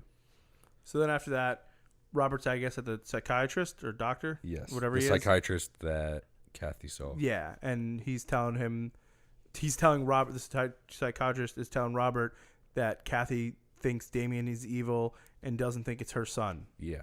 And Robert like face like, oh shit, He's like, damn. I fucked up 5 years ago. She found the the note. fuck does she know that shit? Who told her? She knows who wrote the note. Yeah. And while he's there, I think, right, or he's like goes to leave, but they cut back to the house, and Damien's riding a fucking tricycle around in like a circle like a maniac. I was getting dizzy watching him. I'm not gonna lie. They were dying to get me dizzy. Yeah. And Kathy's like fucking with some plants hanging up, Yeah. so but she can't reach them, and they're on the second floor, and she's near like a balcony. Yeah. So she stands on a stool to like reach up to him. I don't know what the fuck she's even doing. What is taking so goddamn long? Yeah. What is she doing? So Miss Baylock, being the fucking crazy bitch she is like, all right, I'm gonna let this bitch loose and let's open up this pit. And opens up the door and And lets, Damien, like on cue, just pew, out the door on his little tricycle. Yeah. yeah, and bumps into Kathy, sending her over the banister. It reminds me of the guy from Saw, So also in this scene too, the puppet from Saw. You know, when the fishbowl breaks on the ground too, Yeah, those aren't real goldfish. They don't want to kill goldfish. So what they did was took like a can of sardines and painted them? painted them gold. I thought they looked huge for like goldfish. I didn't even notice it until They like, look after. fucking because like when you're on the second floor looking down at the broken bowl and like them splashing on the ground, I'm like, those are fucking huge. And this the way she falls too is like wild. And this is yeah, like how she's yeah, we'll get it. It literally takes. It looks like it takes forever. yeah, this is kills 3 through 6, by the way, the 4 goldfish. So better write that one down. They were already dead though. You don't know that. I literally just told you they were sardines in a Whatever, can. dude. So even In though she universe. got knocked over the banister, she's still trying to hold on for dear life, and she's like, Damien, and then she can't fucking hold She on. says something to him like "I hate you" or something. She got girly ass hands and fucking falls. What did she say to him though? She says something like, I don't know. I can't believe this." I don't remember. Like, Can't believe it's not butter. don't do that. I think like don't do Who this. fucking put butter on here? But like when she falls, she's like, it's almost like watching a Muppet fall. Like she's just like slowly going down the camera, and then like right before she hits the ground, she just rotates. Like I feel like I'm watching a Hong Kong cinema kung fu film, like Wire acting. Come on, man. It was good acting. I mean, it was a cool scene. I'm just saying, I agree with Mark. The way she fell was just weird. Yeah, it didn't look right. And then Yeah. she like landed. And then a little bit of blood comes out of her mouth. Yeah. Yeah, she's a And little bit you- of blood coming you out of her mouth. think she's dead. And then her arms like twisted in a weird way. And then Robert goes to the hospital and is talking to the doctor, and the doctor said she got the CTE Yes. and the broke ass arm, basically. But she's alive. Yeah, she's alive, and she lost the baby because she had internal bleeding. So that's the seventh kill. Yeah, but I also think like the way the doctor told him too, was just weird. Like he was like, she suffers from internal bleeding, and he's like, internal bleeding, but she's pregnant. The way no, he she ain't. The way he says that is like it was impossible for her to have internal bleeding.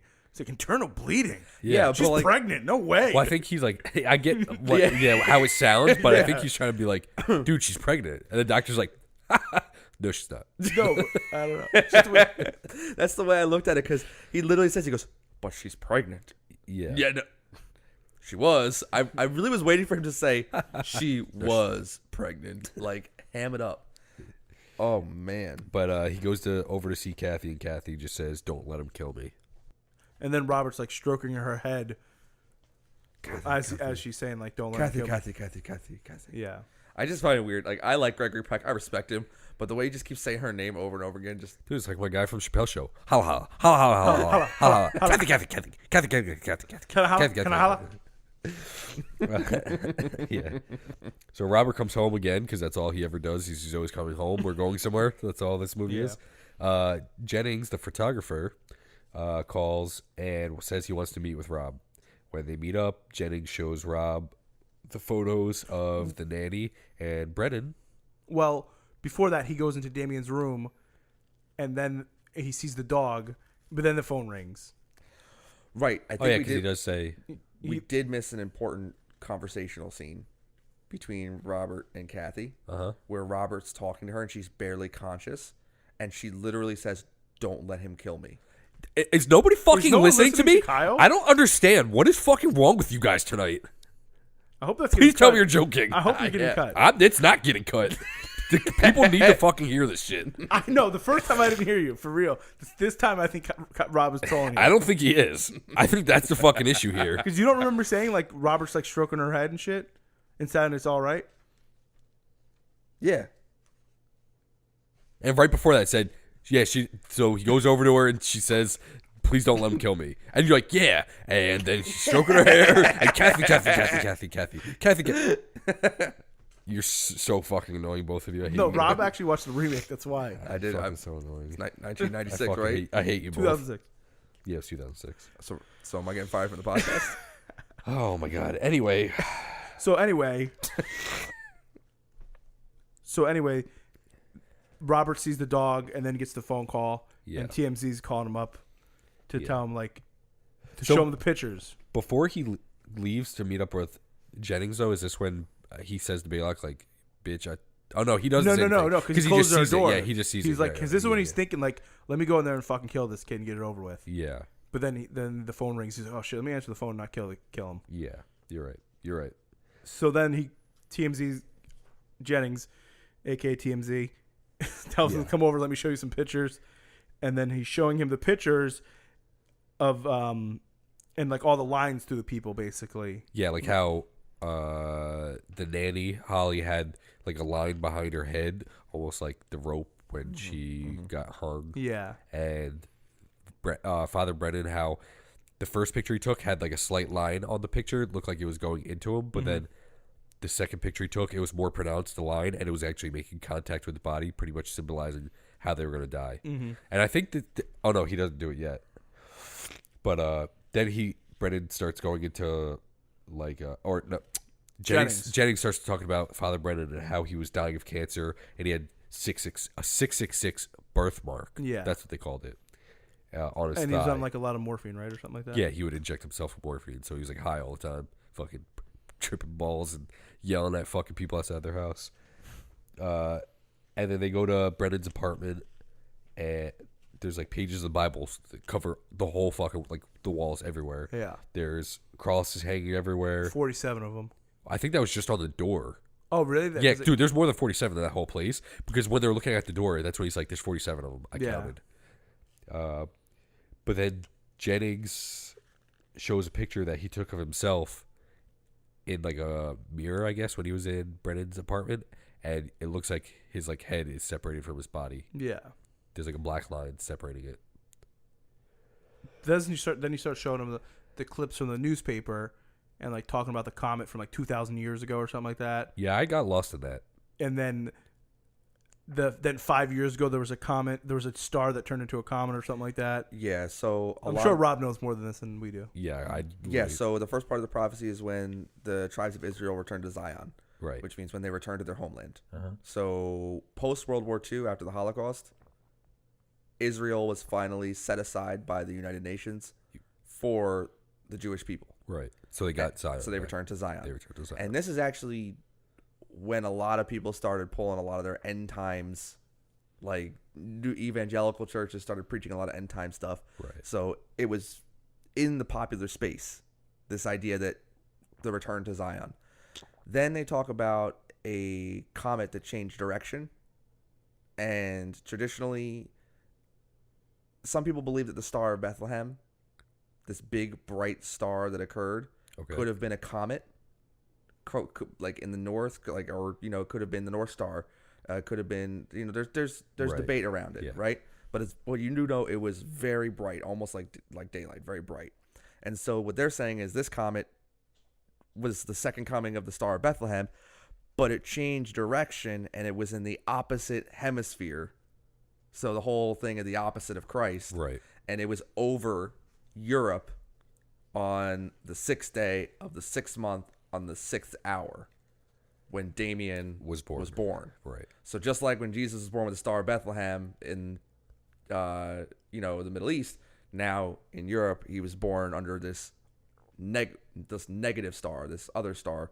So they're digging deep here into strange theological arguments and setting up that this is in fact something supernatural. Right. And then again, it cuts to Robert going to the house and asking for the one nanny, the other nanny, the older one with the white hair. Right. But I don't know. Mrs. Horton. Mrs. Horton, you're right. Yeah.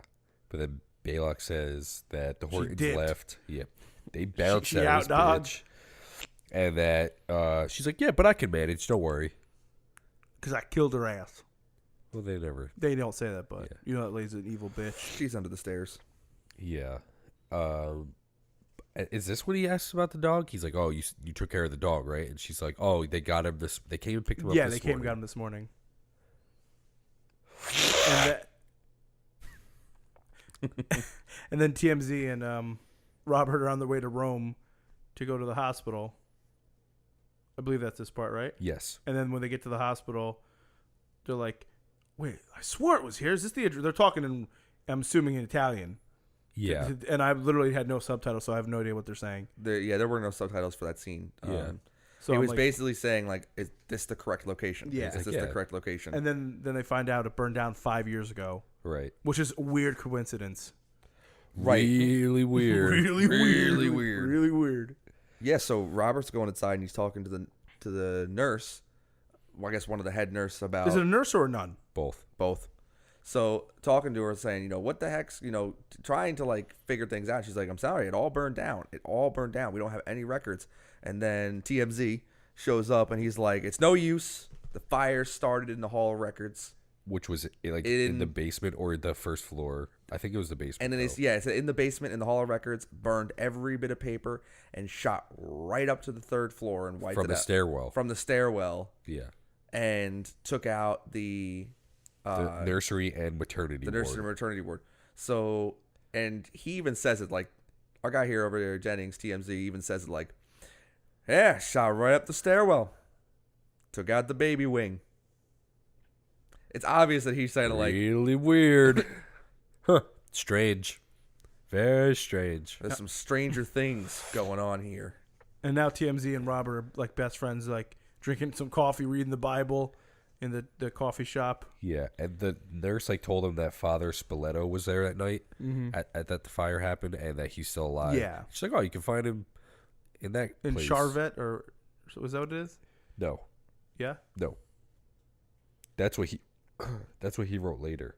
Oh yeah, you're right. Never mind. Yeah, so they said that he's gone to this monastery to Yeah, live out his days. I don't remember where they said it is. Yeah, it's somewhere in the countryside to go live out his days. So they decide that, hey, let's go track this guy down. If he's still alive, maybe he can give us something, some background here. Yeah.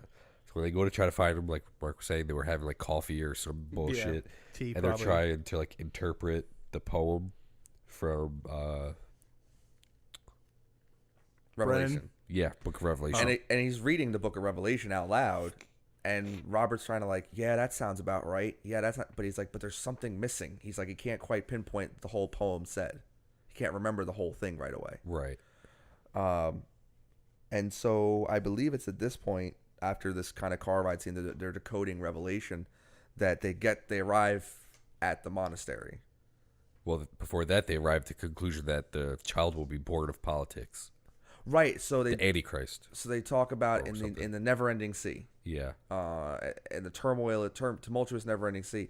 And so they talk about how, and it's a reference to actually what I was just talking about before, how evangelical scholars in the 60s and 70s were starting to really kind of debate, theologians were debating Revelation, trying to find meaning in prophecy.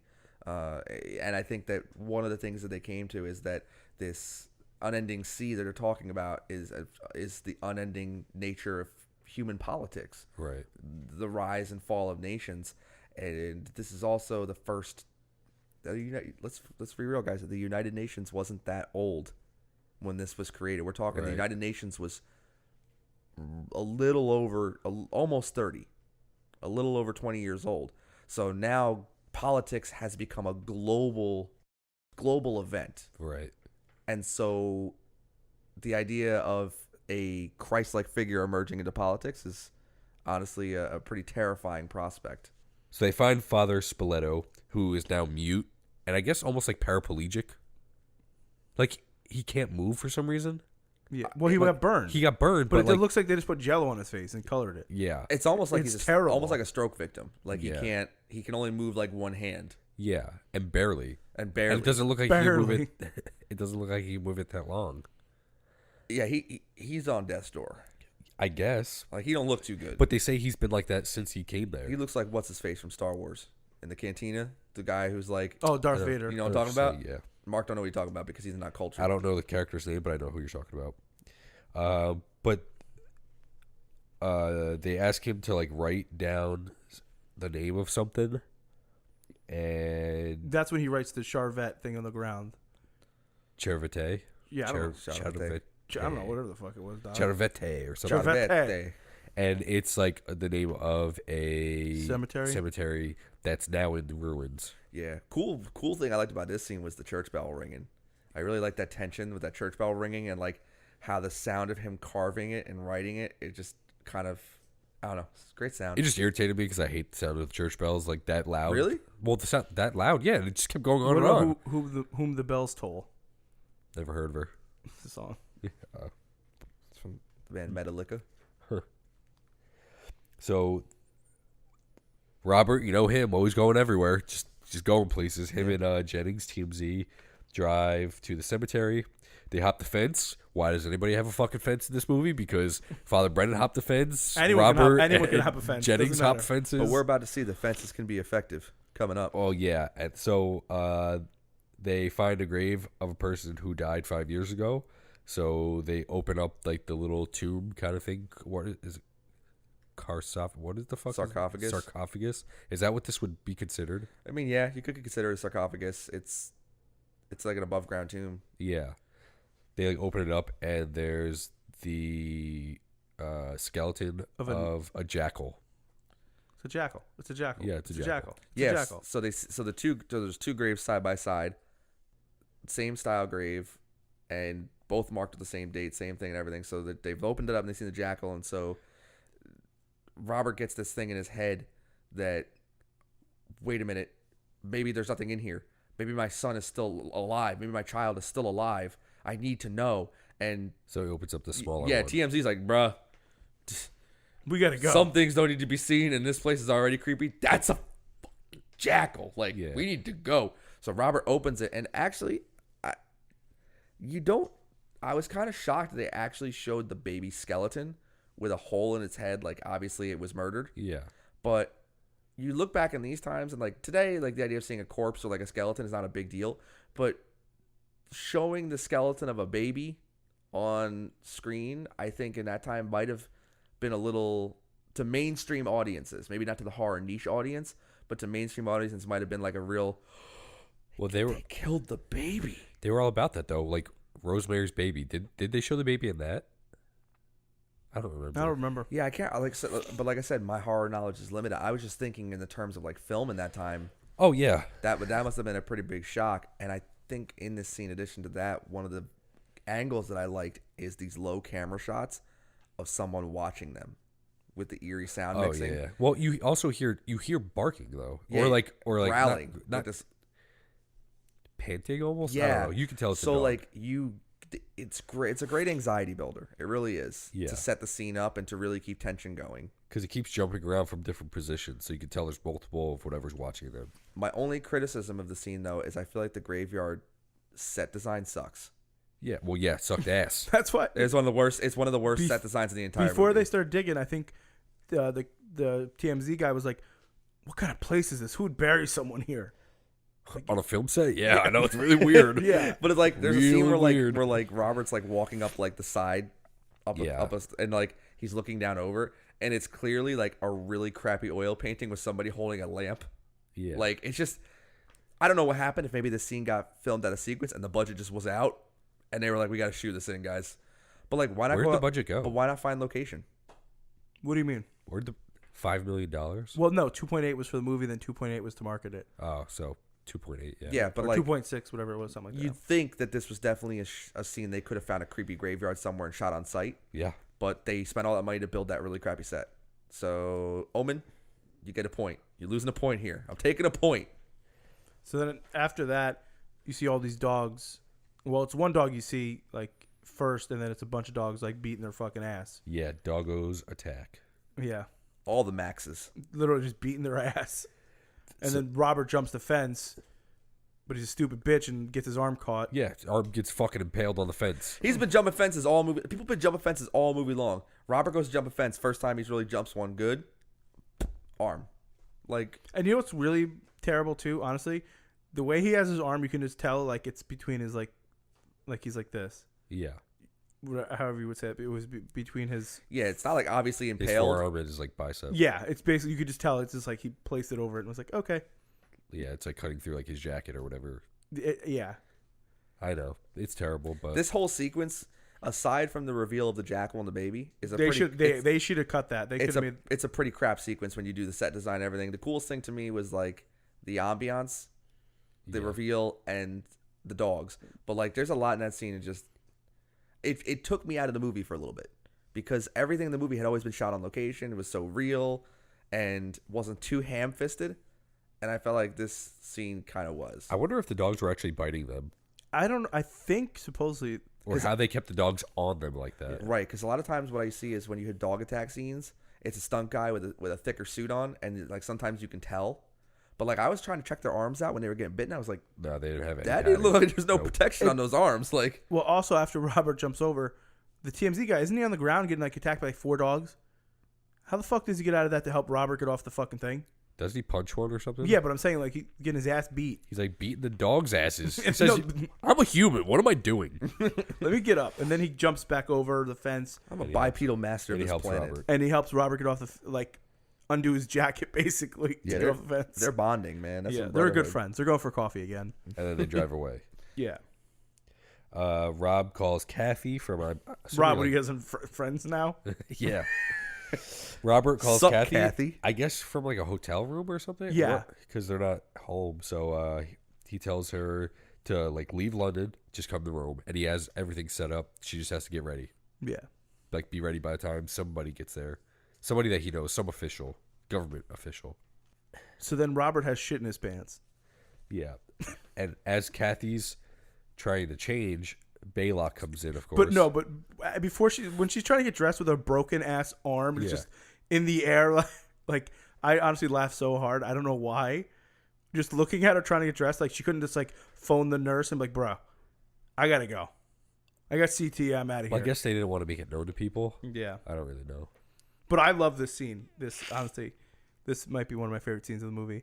When the nanny Baylock comes in there and was like, "Not tonight, bitch. You ain't out of here, dog." Yeah.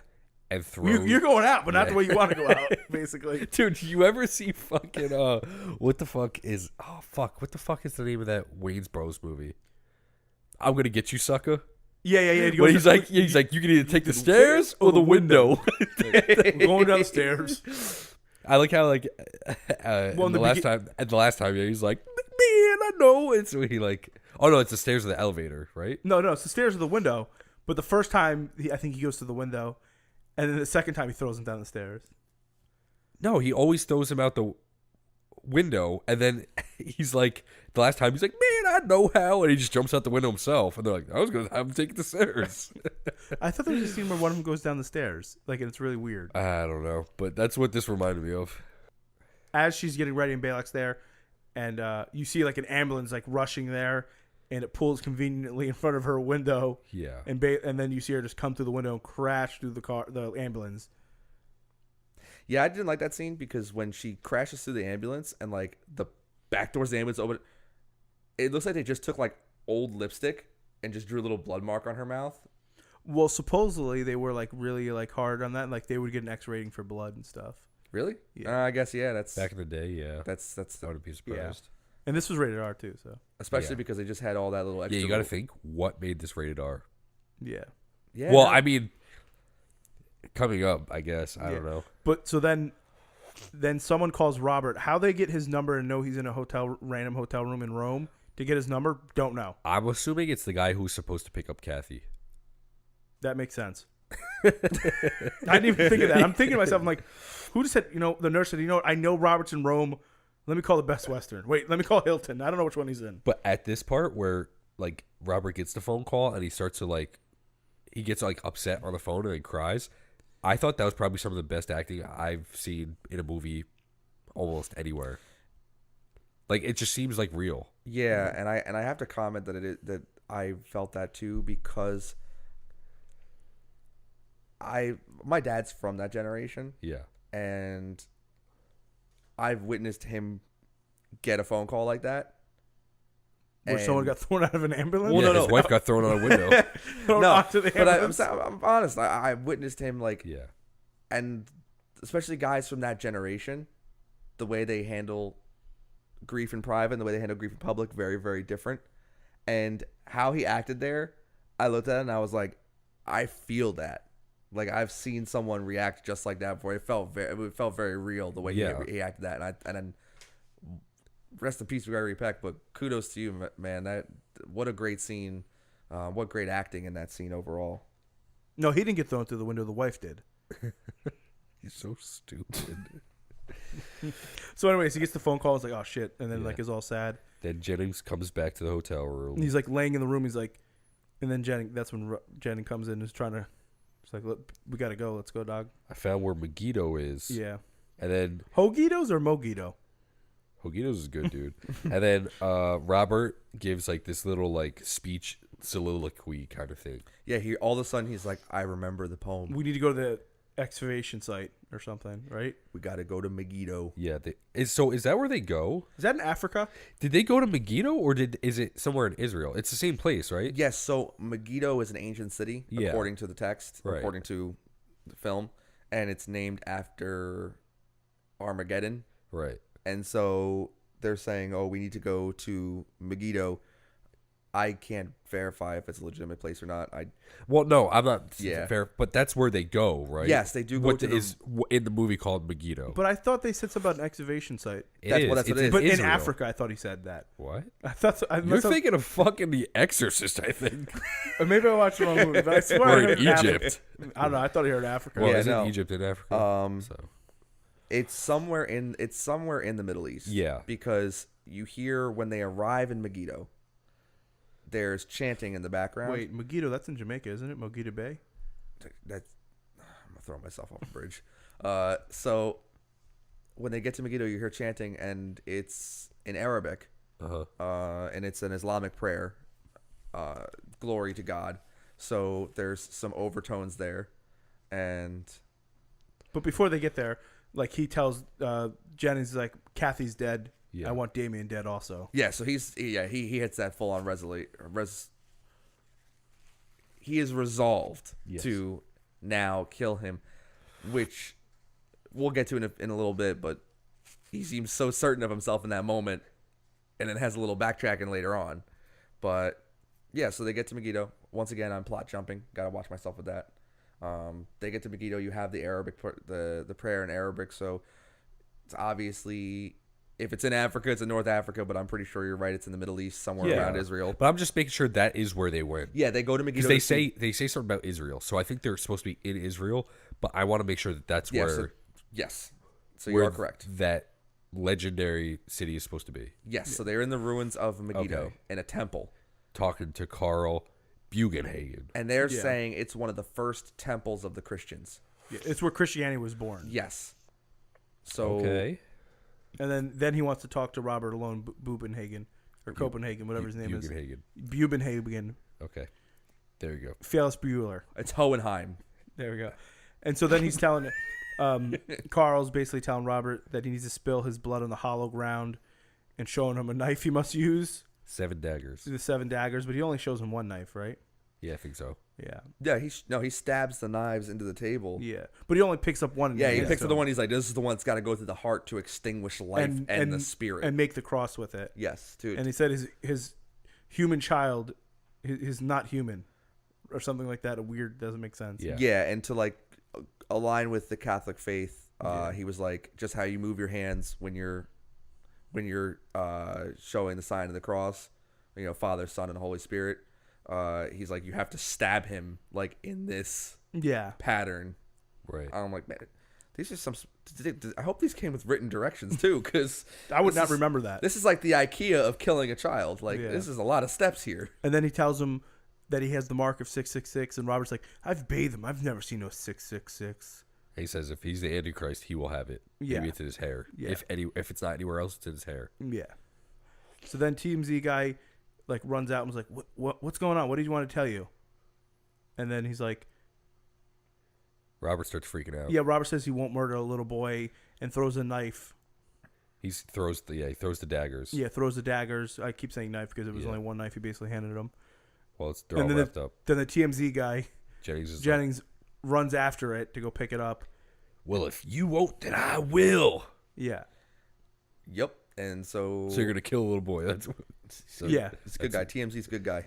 Well, I mean, He's taking one for the team. Yeah. it's the So right then now, reasons, but- what is it? A car backs up and the glass. yeah, some guy like gets out of a truck and then the emergency brake goes down So by itself, and then it starts falling back down a hill, hits like a block of something, and stops the truck to a halt. But the inertia keeps the glass in the back of the truck going, and cuts off Jennings' head as he's bent over, Yeah. like he saw in the picture. and the 7 days, dog. body count. This is the original rises. ring. Is it? Let me So- know. Also in this scene, there's wine that spills, and that's supposed to be the blood because when they put blood in the scene, they gave him an X rating so that they take the blood out. They still showed the whole fucking head getting Yeah, I cut know. off. Yeah, it was, and that was a brutal. So the way Yeah. they shot it too is that the guy that shot it said he made it so when the people close their eyes first, when the time they opened their eyes back up, they would see their head hit the ground. Like that's they did it in slow motion. Yeah. And also, someone asked the guy Jennings, I don't remember his real name in real life, a couple years ago, like, oh, whatever happened to that head? And he said when he got divorced from his wife, she took it. She got that in the divorce. That's fucking The terrible. prop head. not for nothing though, but Kyle used to drive a manual transmission car. I don't know about you, but when he hit that e-brake off and the truck started rolling, I started getting triggered like anxiety. I was like, man, I always had this. Why'd you guys cut someone's head off? Nah, I always had this dumb fear that I would like park on a hill or something and just forget to pull that parking brake or just something stupid and my car would roll. So I was watching, I was like, oh no. Yeah. So then after this, Robert like gets the knives, is on a plane with the knives. How the fuck do you get these knives on the plane? What the fuck's the TSA doing? Pre 9/11. There 9/11. literally was no TSA. I know it was November 2001, but So you could back then you could do whatever you want, bring whatever you want on a plane. Yeah. They didn't have the signs. No signs that said no bombs. Nothing like You could smoke on airplanes. get the cancer on the plane. Still could if you wanted to. It's just illegal. Just saying. But yeah, he goes home. He goes into the house, and the dog's like lurking in the halls, and it's all dark. Yeah. That scene's so funny to me. And I like the music here, like the chanting. There's like this whispering chant in the background. Yeah. This is probably my favorite of like when you talk about scary or eerie scenes. This is probably my favorite. This whole cat and or human and dog game through the house. I really like this a lot. He lures it like down some stairs. I don't know if it's into the basement or outside. Yeah, I don't know. How'd that dog not smell him? I don't a know, bad guard dog. dude. And then like the dog, when the dog goes down like the stairs, he like closes whatever the fuck he lured it down into, like a door kind of thing, and locks it. And he's loud as hell about it too. Like, how did Baywatch and Damien? I forgot about you calling it like Baywatch. How Does did they David not Hasselhoff? hear this and wake up? Well, kids like sleep through anything. Yeah. I don't know. That dog's barking loud as hell. I don't know. Whatever. It's a big house. I'll chalk it up to I'm that. not really sure. So after he locks him down the basement or the cellar, dog's under the stairs. Yeah. Coming soon. He opens a drawer and grabs some scissors and starts heading towards Damien's room and then he closes the door for the nanny and he's cutting Damien's hair looking for the 666. And what does he find? 666 on the kid's head. 555 to the 666. Okay, Trev. That's the real lyrics. Look So it then up. after that happens, he's like, "Oh shit!" The nanny gets up and jumps on his back, and bites him, and then Robert somehow throws her over and kicks her in the head, gives her the CTA real quick. Yeah, knocks that bitch out. Literally got CTA. Yeah. And Damien's like cowering in a corner, so he grabs Damien. And when they're on their way down like a staircase, Damien like grabs a light and rips it out of the wall and electrocutes both of them somehow. Yeah, I don't know how that happens. Yeah, that wasn't installed properly. That's how. I don't know if that could ever happen. Like electrocute you that way? But I'm saying that little No. kid ripped that out like that, Oh no, he wouldn't be able to. yeah. No, or even electrocute that way. it's a movie, dude. This is a movie. It's not a documentary. This is- then It wasn't that funny. I'm just thinking of something. It doesn't matter. I'm just thinking of the time when you told me you guys in that crawl space and that wire was hanging out with the water. Oh my god!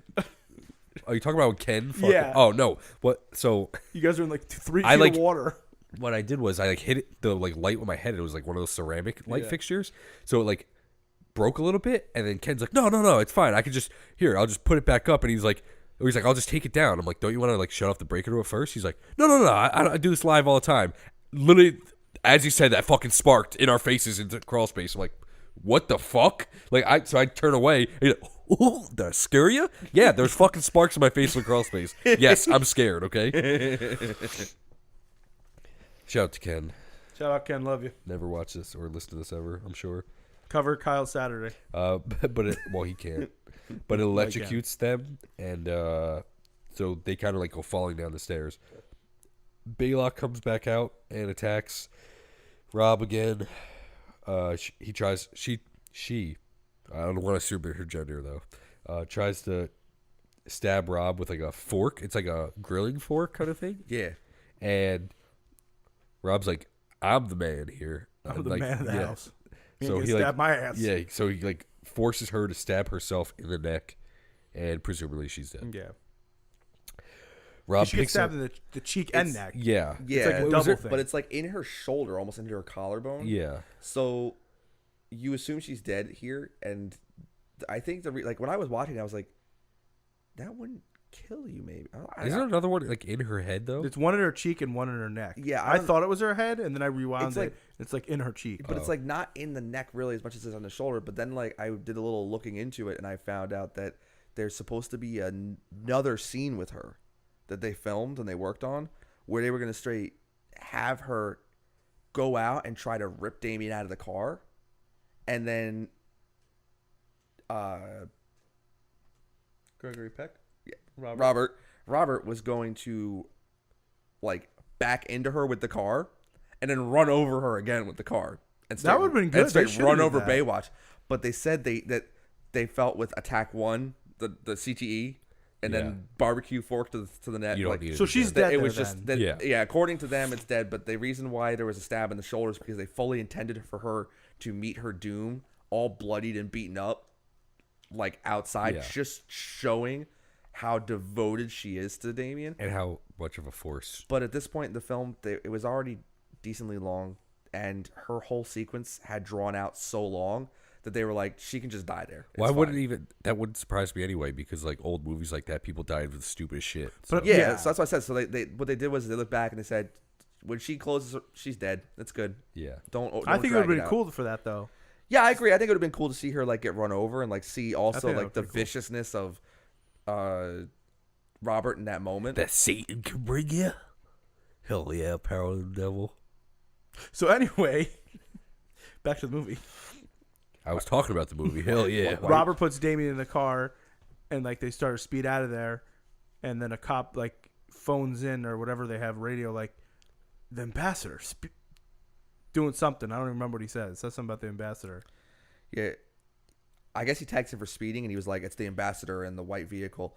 So like, I guess that they're trying to radio in the ambassador so that way it can be handled delicately, because Yeah. as he's racing to the church with Damien, who's putting up a hell of a fight resisting in there, the other cop cars get like a radio call, and you hear them say like, we might have a diplomatic incident. Obviously when police are handling it, you got diplomatic immunity and other things involved, so MC Hammer can't sue. So they get in the church. I don't know what that's from. I don't know. I know they say it in Family Guy. I haven't seen Family Guy in a minute. Like Peter's like singing a song. He's like, just like the bad guy. And Oh, with yeah, the yeah, weapon yeah, too. yeah, I yeah. got diplomatic immunity, so MC Hammer can't sue. He's like using his tune. Yeah, for sure. I don't know. But so then it gets into the church. Robert brings Damien in there and like lays him down and is like going to stab him, and the cop's like, "Nah, sucker." Put it down, and then they don't even wait. They just shoot. Yeah. But so this was supposed to be the ending of the movie, and they were going to have him kill Damien right there. But the studio said that's not going to go over well with the public. You stabbing a child. Fuck it. So then that's when they changed the ending. Fuck it. Stab the child. So I don't know if it had anything to do with like maybe sequels or anything like that. Like they didn't want him to die, or they probably already planned a sequel of somehow getting him back, or whatever. It was probably the public wasn't ready to see that Yeah, shit. there's no You way. still don't see that shit. Well, I think in the first Hostel, you see a kid get shot What? when they're like playing soccer in the first or second one. Hostile? Yeah, Hostel. Oh, well, that's a newer movie. Yeah, but I'm saying you not- said you still don't see it, but I feel like in there you do. I could be wrong. Well, I mean, Michael Myers also killed a kid in the new Halloween. Well, Spoiler alert. Spoiler Guess alert. you don't have to watch it now. Yeah. So anyway, so then Robert gets his ass shot, and then it cuts to a funeral, which I assume is Kathy and Robert. I guess, but I I'm think so you're supposed confused. to assume that it's Robert and Damien, maybe? no, I really Why would you assume that? You see Damien there. I thought that because they never show Robert getting shot or Damien like right there. Okay, so yeah, so at the So I thought like what movie did you watch? the Omen. So the end of the movie, they There's go to two the caskets. Yes, and then it shows Damien smiling. at the very end. I automatically assume it's Kathy and Robert because it's a diplomatic funeral and there's two adult-sized coffins. Oh, okay. Well, So, I don't know. But you know They what? don't put a kid in with the adults. But then they go because then it's like, Mr. President, you ready to go? Yeah, no, I you know, So- I watched I saw The way you made it seem is I like saw you the didn't- caskets and I said, you know what? I don't have to watch any more of this. I That's think what I got feel like it. you did. Because you said you didn't see Damien No. there. He's clearly there. You know what I wonder? No, he's not. Not right away. I know. I wonder that if they actually completed the film Uh huh. and that whole funeral scene wasn't present or anything, and I wonder if they completed the film and had the scene of Damien being stabbed and went to the executives and they were like, no, go back and do it. Because if they don't show Robert being killed, they just show a gunshot in slow motion. That's what and I'm saying. And then they cut. So I'm wondering if they went back later on and just filmed additional scenes and changed the ending a bit. Yeah, it's possible that they said, fuck it, let's not Yeah. even film anything. Yeah, because it's much cheaper because the actor who plays the president and the first lady, you don't ever see them speak. Yeah, you don't see their face you or just see anything. the backs of They their do heads. that. They do that on purpose, though. Yeah. Right. Because so, like it could be any president but anytime, we have that except for iconic. Barack Obama.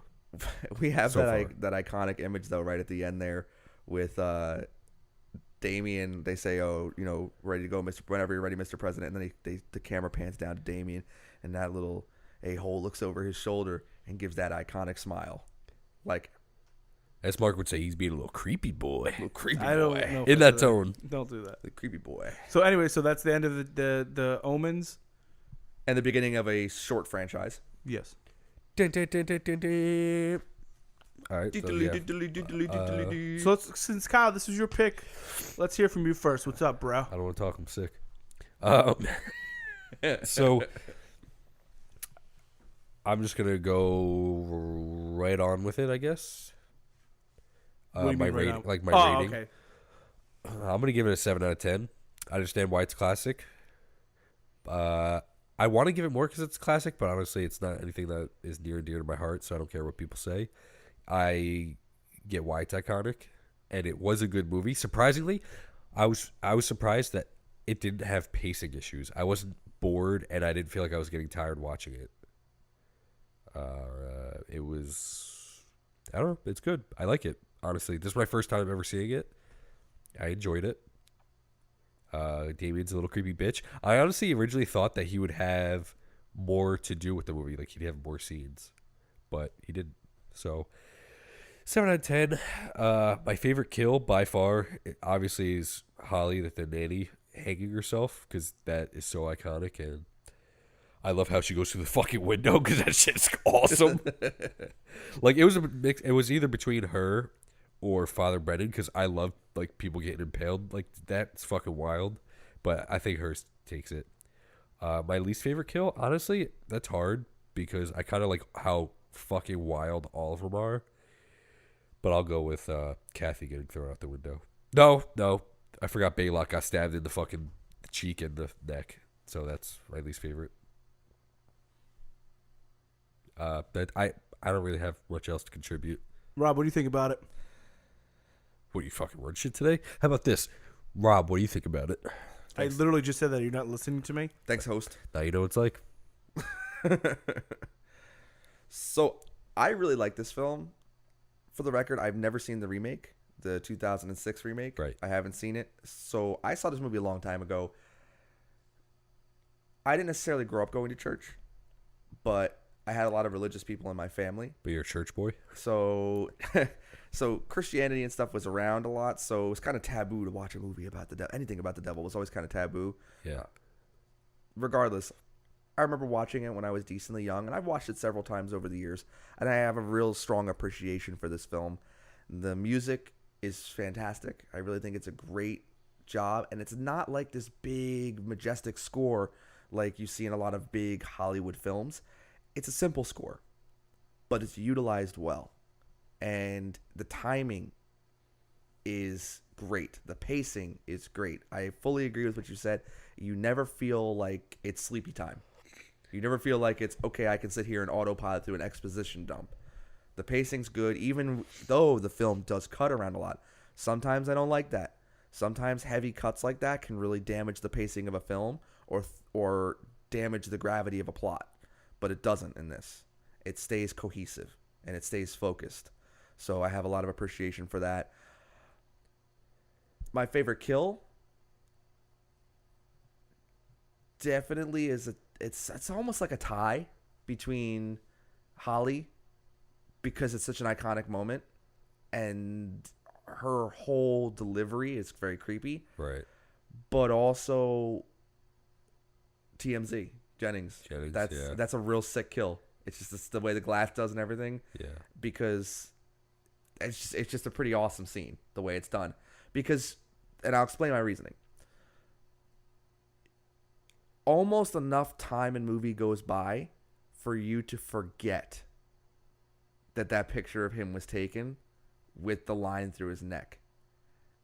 He becomes endearing enough and important enough that you start to forget that he's supposed to die. And then all of a sudden, there's a moment where he's isolated from Robert, and you're like, wait a minute, don't go down there.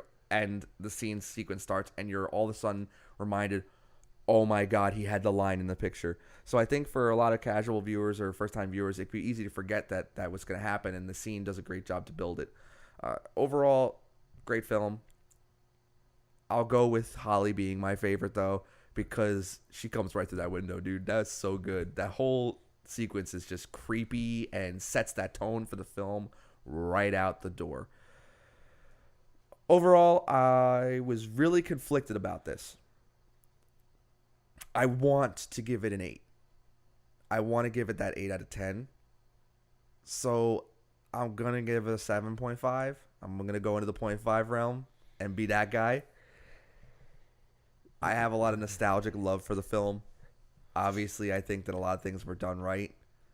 I highly recommend, even if you're not a horror person. I don't know why you'd be not a horror person to be listening to this podcast, but if you're that person who's like just trying to get into horror and you're using this as your gateway, please check out The Omen. It's a great film. Take out the genre out of it. It's a great film. It was excellent in the time, and it holds up to today. So 7.5 out of 10. Please take a look at it, and I hope that in the future we can get more original films like this and quality films like this. Shout out to Gregory Peck. Rest in peace, buddy. You're missed. So, By who? by me, He has a Scout- double chin and he's mad about it. Scout is looking for her father. Scout Compton? Who's Scout? You know, Scout from Scout Taylor Compton. yeah. Like That's from her- Halloween? No. I was the dead ass. I'm like, wait, what? He thought To kill a mockingbird. Oh, I'm thinking to myself, I'm like, wait, what? I totally forgot about that. All right, Mark. I'm gonna pass it on over to you. Real forced transition here. Doubt it. So definitely as a teenager, I've seen this movie like a bunch of times, and I haven't watched this, and I watched it, I think I want to say 5 years ago, but I remember when the remake came out. That's when I watched it again in 2006. I remember being a senior in high school, coming out on 666, the remake, and we like a bunch of us skipped school to go see it in theaters. But I watched it the night before. But when I watched it 5 years ago, I think it was right when I moved to Old Bridge or Lawrence Harbor. So I watched it then, and I was like, I don't know, I got a feeling about it. I was like, it's all right, you know. I feel like I didn't like it as much as I used to. Yeah. So watching it now, a refresher. The music, I think they do perfect in this. Whatever you call it, The score. The score, you know, I think they do a really good job with that. Like Rob said, there's some times where I feel like they cut to things that don't need to be like that. They could do better that way. To me personally, I definitely did feel myself getting bored in certain parts. I don't know if it's because I was tired or because You've also seen it. I've seen it. I've seen this movie like at least 10 times, I'd say. Yeah. Not more than that, probably. So, but I forgot like how soon the "It's All For You, Damien" scene is. Like I totally forgot that's like 10 minutes in or 15 minutes in. I'm like, holy shit. Yeah. Yeah, that got me too. I was totally surprised. I was like, I don't remember this being this soon on. Yeah, I didn't remember. So that was one of the things I liked. Like when they do things like that death scene, even the mom's death scene, like they do those pretty good, like really good. Like, so I'm going to say this time I didn't enjoy it as much as I used to, honestly. Like taking the nostalgia factor out of it from seeing it as a kid and a teenager, I would probably give it a 5, honestly. Like, I don't know, something about it, like I don't really enjoy it as much as I used to. That's fine. Yeah. My favorite kill is definitely the mom, just how she gets thrown out the window. That's funny as shit. That was good. Yeah. It was either that or Jennings. Obviously, the least favorite kill is Holly because that is just terrible. You don't think so? Like being hung? No, I'm not Holly. I'm sorry. Baylock? Baylock. I'm like, Baywatch? wait, yeah, oh my god, I just got them confused. Yeah, so that scene sucks. It's like, I hate that. Did you just hear our review? I feel like they could have did anything better than that. Well, I mean, technically, Robert's like kill was like stupid too. What kill? Yeah, when he gets yeah, I didn't even think he's dead. He Or might the not gold- even. He might not even be in that coffin. The goldfish, that wasn't cool. The sardines. Yeah, so I don't know. Maybe if I watch it, I feel like if I watch it again, I don't know how I would feel. You're allowed to say that. It's Yeah. fine. It could be a 5. No, yeah, I like for me, but I feel like I encourage people definitely to watch it Yeah. and give it your own opinion. I feel like I don't know. Which we do with all movies. Oh, for sure. Watch everything. Absolutely. Have your own opinion. Except Wicker Man with Nicolas Cage. Never watch that because that movie sucks. I'm not joking. If somebody chooses that, I'm fucking quitting. So, guys,